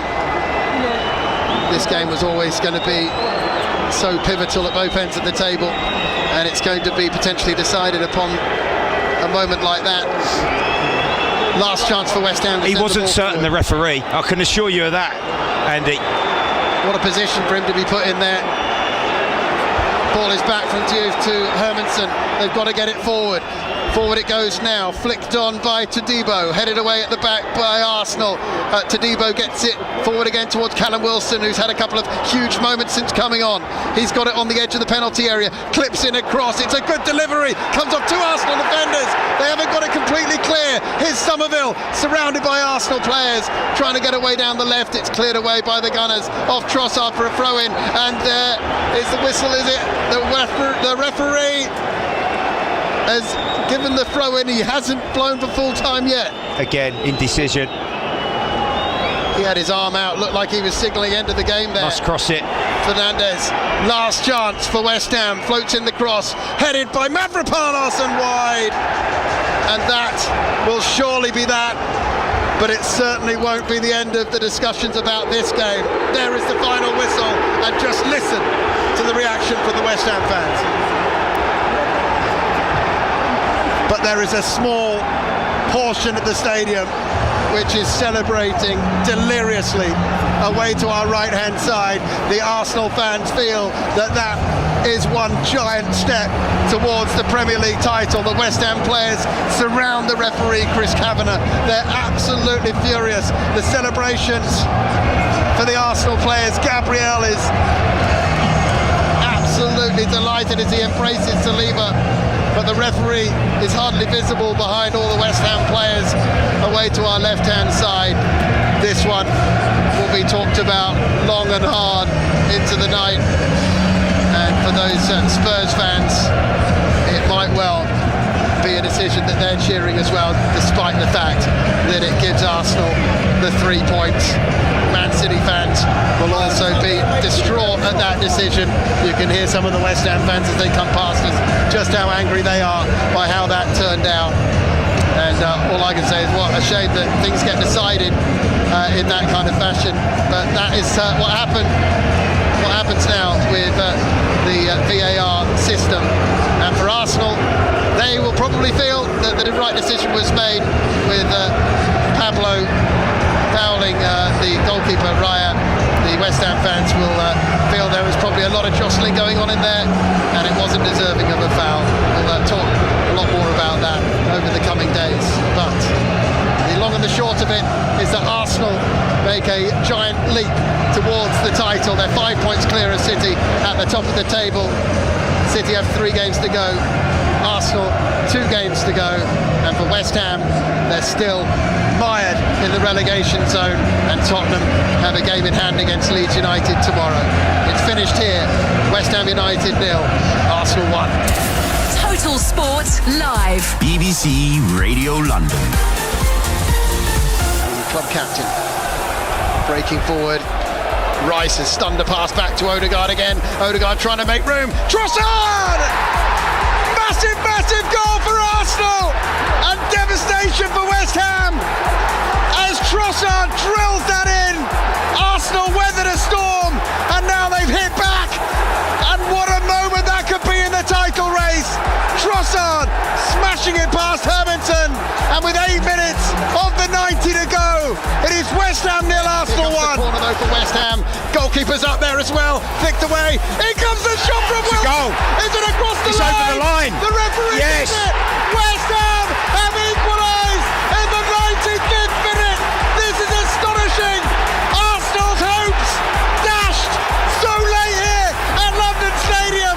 West Ham United give their survival hopes a boost in the last minute and a half. The Arsenal players can't believe it, but the goal has been given. This is incredible. West Ham 1, Arsenal 1. After review, West Ham number 19 commits a foul. Oh my goodness. He said that Pablo has been adjudged to a foul. Has produced a foul. Nuno Espirito Santo absolutely berating the 4th official. The Arsenal fans are celebrating wildly away to our right-hand side. The West Ham fans, a lot of them are just leaving in disgust. Well. What a dramatic conclusion to events at London Stadium. Let's bring back our commentary team, Bradley Allen, Andy Rowley, this afternoon. Breathless stuff at the end there. Look, let's get into the weeds of it straight away, shall we? West Ham United's equalising goal cancelled off because of a VAR review. I mean, you summed it up perfectly. And either Nuno Espirito Santo was disgusted, the West Ham United fans dismayed. Salvation is not based upon whether you get this equaliser and a point out of this game. If West Ham go down, it's because they were rubbish at the start of the season and shouldn't have started the campaign with Graham Potter. But that is aside from that. That decision will be talked about and analysed for a long, long time. Bradley Allen, Andy Rowley. Most definitely, Phil. Darren England, Arrow House, and the 2 officials in Stockley Park who have instructed the referee to consider the foul in what they see in that melee inside the Arsenal 6-yard box. It was pandemonium. It was a great strike actually from Wilson, and Rice was over the byline. So initially the goal was awarded, but it was felt somewhere in and amongst all of that shamash, Phil, that there was a foul. Yeah. And you know, you have to. What do you have to have to win any trophy? Well, you have to be good defensively. You have to have a brilliant goalkeeper. Arsenal have got that. You have to be able to score goals, and Arsenal have done that as the season's gone on in some important games. But you know what you've got to have, we all feel, to win a cup or the Premier League, you've got to have luck. And luck's been on their side there, in my opinion, and it's incredibly harsh on West Ham, because they played their part in what was a quite extraordinary, pulsating London derby here, with what's at stake, and a point that late on, and that late goal and an equaliser and 1-1 would have been like a win really for West Ham with who they're playing. How they then pick themselves up. Is there going to be another twist in this relegation scrap? Because I don't think at the top now there's going to be a twist. Phil, the Arsenal are champions tonight. Phil, you look at the Arsenal fans now. Like 10 minutes ago, they were absolutely on the floor, and now you look at them, they're celebrating wildly because it's just all changed in that moment. And for West Ham, they've gone through that. The uplift of thinking they've got that late equaliser, the boost that would give them going forward in the last 2 games, and having that taken away, I mean, extraordinary end to the game, but just sticks in the craw a little bit. I feel that the potentially the relegation and the title could be decided on a moment like that. Yeah, but you could, but Arsenal fans would make the same decision if they see the replay, right? They likewise would know, and this is where it becomes so difficult because Pablo's arm is out. It's across the face and the top of the arms of David Raya, and he drops the ball. Well, it's his right arm. It's his arm to the right, which he can't get quite high enough. So I do wonder if the ball had not gone anywhere near Raya and he'd not dropped it, whether it would have been a significant factor. The fact he drops it, it becomes a significant factor in the goal. Now, I mean, we're going to want to hear the officials, the recording or the audio. I'm sure that there'll be a request to release it, the audio of what the discussion was and what they believe happened, because it looks like his arm is across David Raya, it's across the top of his arms, across the top of his chest, goes in front of his face for a while, but does it prevent the right arm getting as much lift as he'd like to in order to get the ball, which he then fumbles. Now, we are talking a bit, right? Sorry? That's the debatable bit, because it's a contact sport. There's people jostling all over that penalty area. You could pick any one of those things, and whether that which contact one has has the actually impact on stopped Raya getting to that. I just don't know if you can say definitively that Pablo just having his arm in that position has stopped Raya being able to leap for that, or whether they've all just gone to the referee and suggested that because it's the only way that the goal would be chalked off. Yeah, I don't know. You're not allowed to suggest it, but I mean, on the sidelines, Mikel Arteta was going mad, saying that it was that David Raya's arm was pulled down. That was the key thing. The jostling and stuff in the penalty area is getting crazy. To be perfectly honest, it's ridiculous now what we're seeing in penalty areas jostling. I mean, I suppose ultimately the goal has been chalked off. Therefore, the result in 10 years' time will show that Arsenal won by a goal to nil, and that's. There was a block from Gabriel just before from the Wilson shot, which was absolutely amazing. Raya's save against Fernandez. You rightly say, Phil, they've done so brilliantly this season on big moments like that. But I just feel that just as a purist, from a purist point of view, it just feels like a sad that actually the defining moment of that game is actually down to something that is so open to debate, really. Bradley. Well, yes, I think, somehow West Ham have to try and lift themselves, Phil, don't they? And pick themselves up moving forward across the week before Newcastle up at St James's next weekend. From Arsenal's point of view, I think that's it. And congratulations. I know mathematically it is not done. Man City have got to play midweek, but with the healthy lead at this stage of the season, Arsenal will beat Burnley. There's no question about that. Next weekend at home, and that actually might be enough in itself, Phil, mightn't it? On their home patch at the Emirates in North London. It was just a quite incredible finish to the game. The way that it ebbed and flowed, the way that it sort of it was in Arsenal's hands, and then it appeared to be back in favour at a moment and a point, and salvation and something for West Ham, and then that disallowed goal, hugely controversial. It will be talked about for days, months, probably years, in all honesty. It's like you say, it's in the archives now. It's an Arsenal away victory in a London derby, 3 points. They've kept a clean sheet.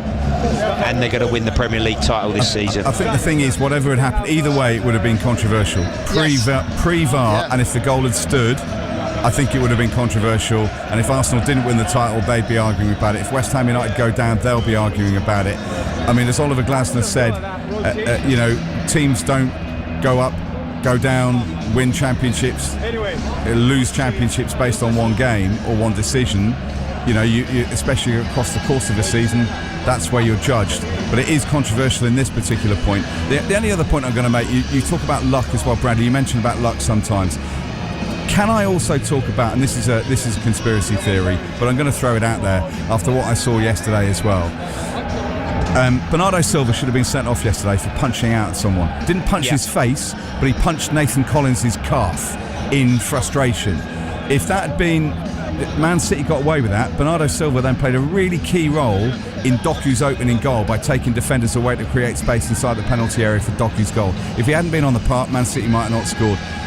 Is there sometimes a concern from fans of clubs that maybe aren't so glamorous or aren't so, big, challenging for... I mean, Steve Brown used to tell me, you've probably had this experience, probably not Bradley, you are obviously much higher level than Steve Brown. But, that certain referees would know the first name of certain players. He'd get called Brown, right? Not Steve, whereas Steve and Gerrard would be Stevie G and all this sort of stuff from certain referees. There's also a conspiracy that the big teams not just get the luck, they also sometimes get the decisions, Bradley. Well, yeah, and I think the other thing, you're not going down that road, but I will, Phil. A certain TV broadcaster won't be too happy tonight that West Ham's goal's not been allowed, because they absolutely would have wanted it to have gone to the last day, wouldn't they, with Arsenal and Manchester City? But I don't think it will now. The West Ham fans, they were furious. I think again, I speak about, and I said this, the concept of referees understanding about time wasting and the dark arts. They have to improve in that area in their training, and how smart some of these managers are and how clever some of these players are. Mikel Arteta, he kept his arm up, indicating that Raya had been fouled. You know how long? 120 seconds. I counted it on my watch. 121 seconds. He kept his arm up. And you know what his players did? They got around that referee and they said to him, there probably was a foul there on our goalkeeper. You remember fouls on goalkeepers, you have to give, something. And they did that brilliantly. And he then was instructed to then have a look at it, and that was followed up, and then the goal was disallowed. You're right, they feel, they put themselves in this position, West Ham, and so the damage has been done a lot earlier. But what an extraordinary end to the game. And for Arsenal, they will say, look, there is an arm across him. They've stopped him getting to that ball. So the argument goes both ways. It is going to go both ways. For me, it's when you look at something like that, it's such a key moment. You think, is it absolutely clear and obvious? And there's too much debate in that one for me. Yeah, no, I'm not disagreeing on that front, and I'm sort of playing devil's advocate. But I think this, when we introduced, or when not us, but when VAR was introduced, VAR was introduced, we introduced the concept of officiating football matches with slow-mo. Yeah. Within millimetres or within,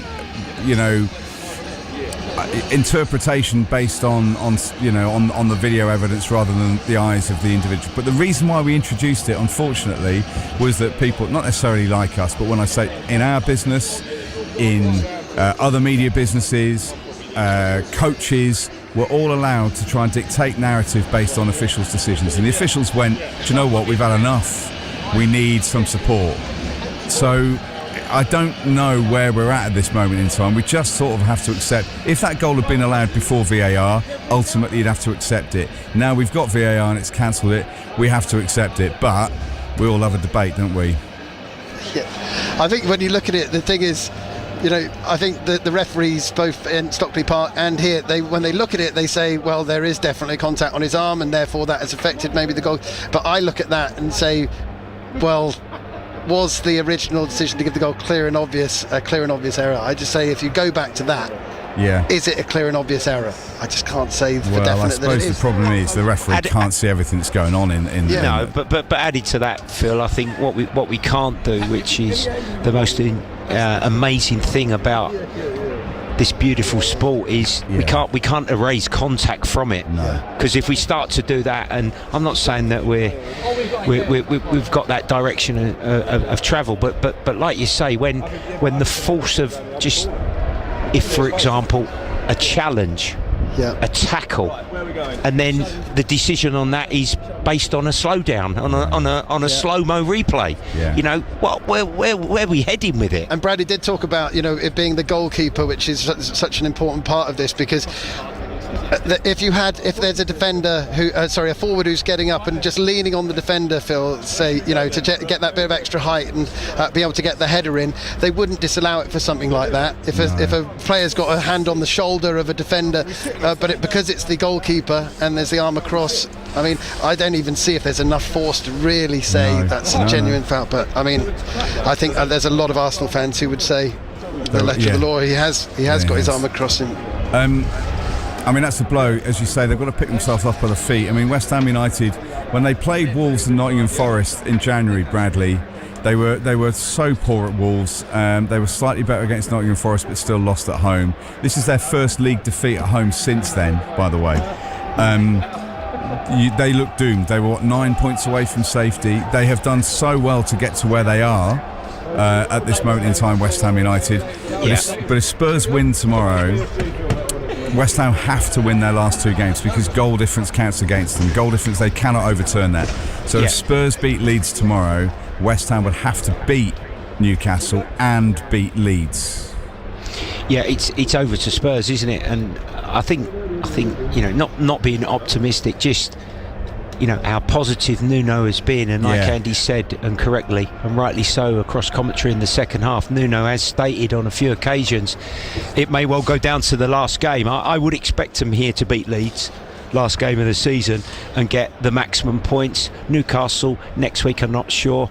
You know, they've been very inconsistent. They were, drawing at Nottingham Forest this afternoon, and, you know, rumours of pressure on Eddie Howe and how much he's going to be backed and how these squad's going to look, and players potentially departing and leaving the club in the summer. That's not all perfect for him when you think, you know, the good, excellent job that he's done there. So, you know, West Ham could certainly go there and get something. But I think first and foremost, it's going to be all eyes 8 o'clock tomorrow evening on the Tottenham Hotspur Stadium tomorrow night. And I think if Spurs can get a victory somehow, Phil, then they would put themselves in a much healthier position. Phil, but just one statistic for you as well that I read, which is really sums up the problem for West Ham this season. They've lost all 6 of their home London derbies. You know what Bradley was saying about Arsene Wenger's comment earlier about, you know, when you're chasing the title, having to go through those London derbies. They've lost all 6 of their home London derbies. That's pretty damning, isn't it? No team in English League history has ever lost 6 home games against fellow London teams. It's it is that's exactly a point that, you know, there have been games, there have been opportunities maybe to get something in that. I mean, you know, look at the goal difference. 5 goals conceded without any scored against Brentford, for example. You know, they were dreadful. They could have conceded more when they played Brentford at London Stadium earlier this season, but Brentford didn't really put them away. But 3 conceded. I mean, that in itself is a massive swing when it comes to the goal difference. That plays hugely against West Ham United, but you know, they're not in the bottom 3 going into the last 2 because of their most recent run or today, but they didn't start the season well enough, and you know, maybe I thought the signs were there. They've made some decisions which haven't worked. Nuno is obviously a decision that has worked, but maybe it's just not gonna be enough as far as Arsenal is concerned. I mean, They've won a lot of games 1-0. I know that, you know, West Ham fans will say they conceded a goal today, which obviously was chalked off, but they've found a way, Bradley. They found a way, Arsenal, and now it's in their hands. Yeah, that resilience that's been built and developed over the course of the seasons, and sometimes the actual experience of losing, Phil, is needed upon a journey to success, and how difficult that is for then a group of players, a squad of players that Mikel Arteta has got to respond, in the manner that they have, because we've predicted, certainly me and yourself, that they would win it this season. I thought that they would do it last season. Maybe I went a bit early, but I think they certainly will now, the position that they're in. And what about the fact that their goal, just very briefly, Arsenal's goal, I mean, they were putting pressure on West Ham United. West Ham had their period where they'd had a couple of chances, but there was a spell where Arsenal were just not letting West Ham out. Yeah, and I think the changes at the time proved to be really important from the Arsenal manager. Fresh players, attacking influence.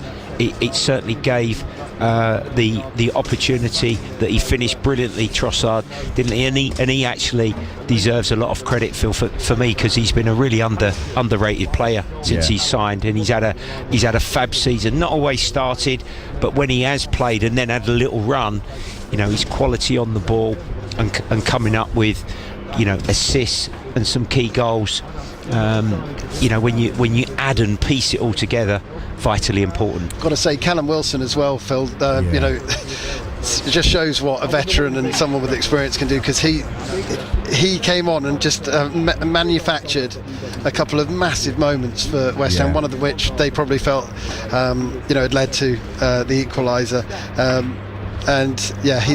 He did so well when he came on to make that happen. But the moment of the game up to obviously the controversy at the end, that Fernandes shot just before Arsenal took the lead.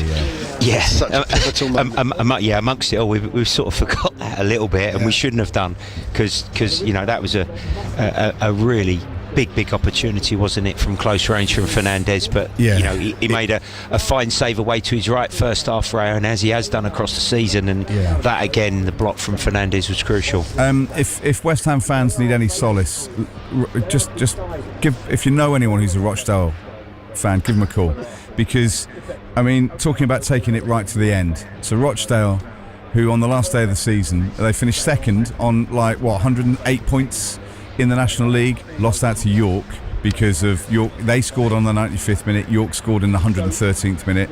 York went up, Rochdale went into the playoffs. They were 2-0 down after 77 minutes at Wembley today to Boreham Wood. They got it back to 2-1, and they got an equaliser in the 95th minute. Extra time, no more goals.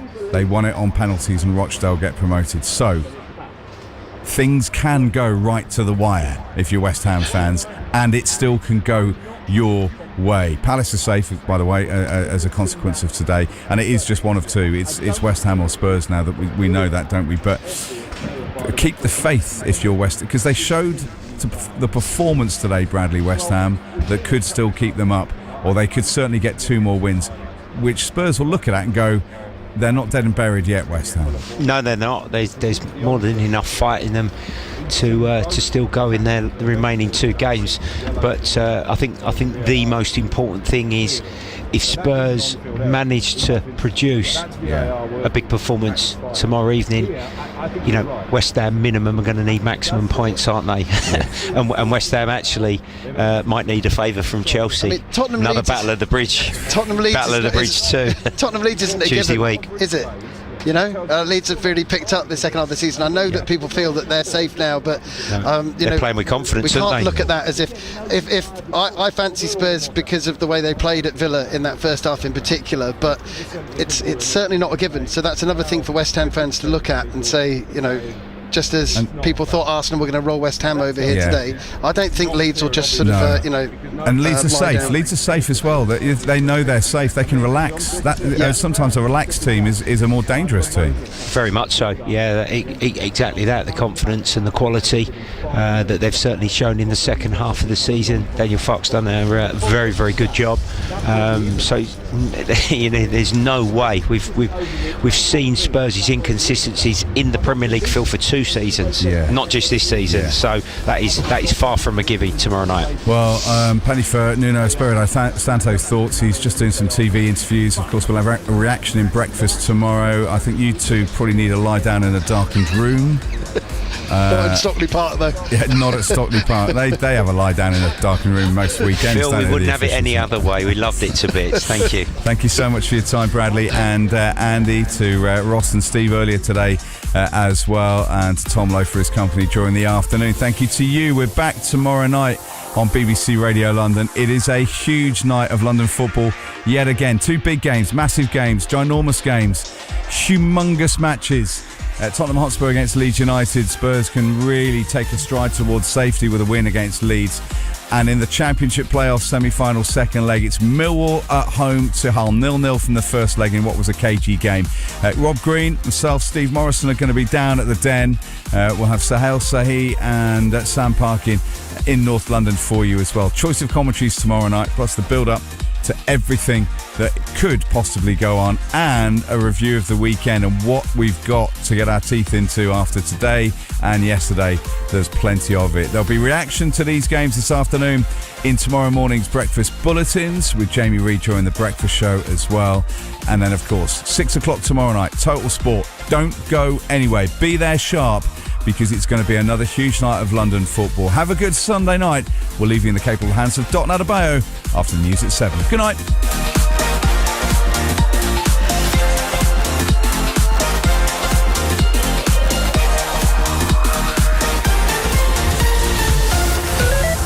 On the BBC Sounds app, on your smart speaker, Play BBC Radio London. and on your radio. The sound of London. BBC Radio London. BBC News at 7 o'clock. This is Catherine Cracknell. The Labour MP and former Deputy Prime Minister Angela Rayner says the party may be facing its last chance to change strategy after suffering major losses in Thursday's elections. She says blocking the Greater Manchester Mayor Andy Burnham from standing as an MP in the Gorton and Denton by-election was a mistake.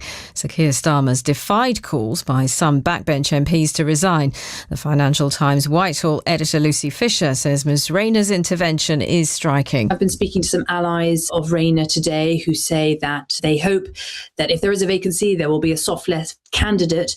Maybe not clear, who that would be, or whether some of the soft left sort of rival campaigns that are swirling around in Westminster could yet merge and fall behind a single candidate. But clearly, Rayner is backing Burnham's path to the Commons. A flight's taken off from Tenerife to repatriate British people who were on board a cruise ship at the centre of a hantavirus outbreak. The group will then isolate at a hospital on Merseyside. The MV Hondius is docked off the coast of Tenerife. Our correspondent Guy Hedgecoe is on the island and says the evacuation is slow. It's a very long process, and it's going to continue for a few more hours today, and then it's going to continue tomorrow as well, because of the measures that are in place, and because they can't just have everyone coming off the boat all at once, because of the disinfection, putting on the protective clothing, the screening and so on. Iran's told the UK and France there'll be an immediate response if warships are sent to the Strait of Hormuz. The Ministry of Defence has said HMS Dragon's being sent to the Middle East and could form part of an operation protecting commercial shipping through the strait. Tehran says only it can establish security in the waterway.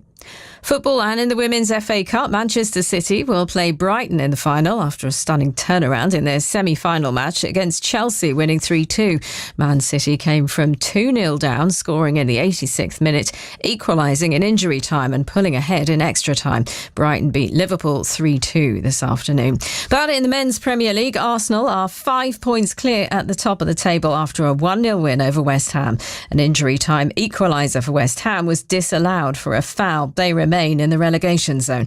Rob Green, commentating for Radio 5 Live, described the mood in the London Stadium after the final whistle. The two contrasts, absolute jubilation away to our right, and despair for West Ham. They are incensed. The players on the pitch, they cannot believe it. It is the big call in injury time that will grab the headlines. And And tonight's weather, breezy with cloud and showers in the north, spreading into central areas, leaving clear skies behind. Cloud and light rain in the far south, also clearing away. That's the BBC News at 3 minutes past 7. Dutton on a Sunday. The sound of where we live. And all the music you love. Local BBC Radio. Yes, and on this evening's programme, we've been taking a post-election pulse of the great nation that we live in. After the local elections, I'm asking you, first of all, why did you vote the way you voted? Indeed. And if you didn't vote, I want to know that as well. Give me a call. 08000 321 333. That's our NATA number. 08000 321 333. We've been hearing from BBC local radio correspondents, political editors, political correspondents across the nation, and we'll continue hearing from more during the course of this conversation. We were just speaking, just before the news, to our local correspondent, Yorkshire-wise, not to be confused with those Lancashirians. Yes, you see what I did there? Speaking to Tim Iredale, who is, he was at the count in Hull on Thursday night, and he's been telling us about the reaction to the elections in Yorkshire and Lincolnshire. And just before we went to the news, Tim, you were just telling us about how the issue of grooming gangs played some significance in the way that people voted. Yeah, I'm not saying it was totally a game changer, but a lot of people I spoke to in Bradford felt that Labour hadn't done enough locally to tackle this issue. Now, there is a national inquiry led by the former Children's Commissioner Anne Longfield, which is underway. That's going to look at the grooming gangs, including aspects such as ethnicity, religion and culture. But I just throw that into the mix as one factor why perhaps some traditional working class voters, probably white working class voters, became disillusioned with Labour. But there was much more to it than that. And, you know, if I was to sum up why people in this part of the world turned away from Labour, I could do it in one word, and that is Starmer. Well, yeah, a lot of papers are suggesting that as well. What can Labour do short of electing somebody else as their leader? What can they do to win back the northern vote, not least the northeastern vote, if that's even possible? Or are we seeing the end of sort of Labour's stronghold to that part of the world that we've seen over the last 100 years or so? It's a good question. I think Labour will have to fight incredibly hard to win back the voters they've lost. I mean, one of the things I've been discussing on programmes I've been involved with over the past couple of days is, you know, is Labour still the party of the working class? Good question. If you go to Huddersfield, for example, right in the middle of the town, outside the main railway station, there's a statue of former Labour Prime Minister Harold Wilson, who was born in Huddersfield, a very traditional working class Labour town. Harold Wilson, old Harold, looks out now onto a district that has 0 Labour councillors. Huddersfield, Kirklees surrounding it, has not one Labour councillor. Now, Labour have a heck of a long way to come back from that. And I'm not sure they will before the next general election. Thank you very much, Tim. You've been amazing. I really appreciate your time as well. Thank you. No problem. Absolute pleasure. Tim Iredale there, political editor, covering BBC's local election reactions in Yorkshire and Lincolnshire. 08000 321 333. By the way, Tim presents live Politics North programme on Sunday mornings, which covers Yorkshire and Lincolnshire as well. The count in Hull that he oversaw saw the Labour group leader calling for Starmer to go, and those calls have not quietened down over the last few days. Is that, well, you tell me, was that the Achilles heel, if you like, the Prime Minister of Labour in the local election? Were you voting against or for that leader? You tell me. And why did you vote the way that you voted? 08000 321 333. Like I said, there's a lot to talk about on this programme, yeah?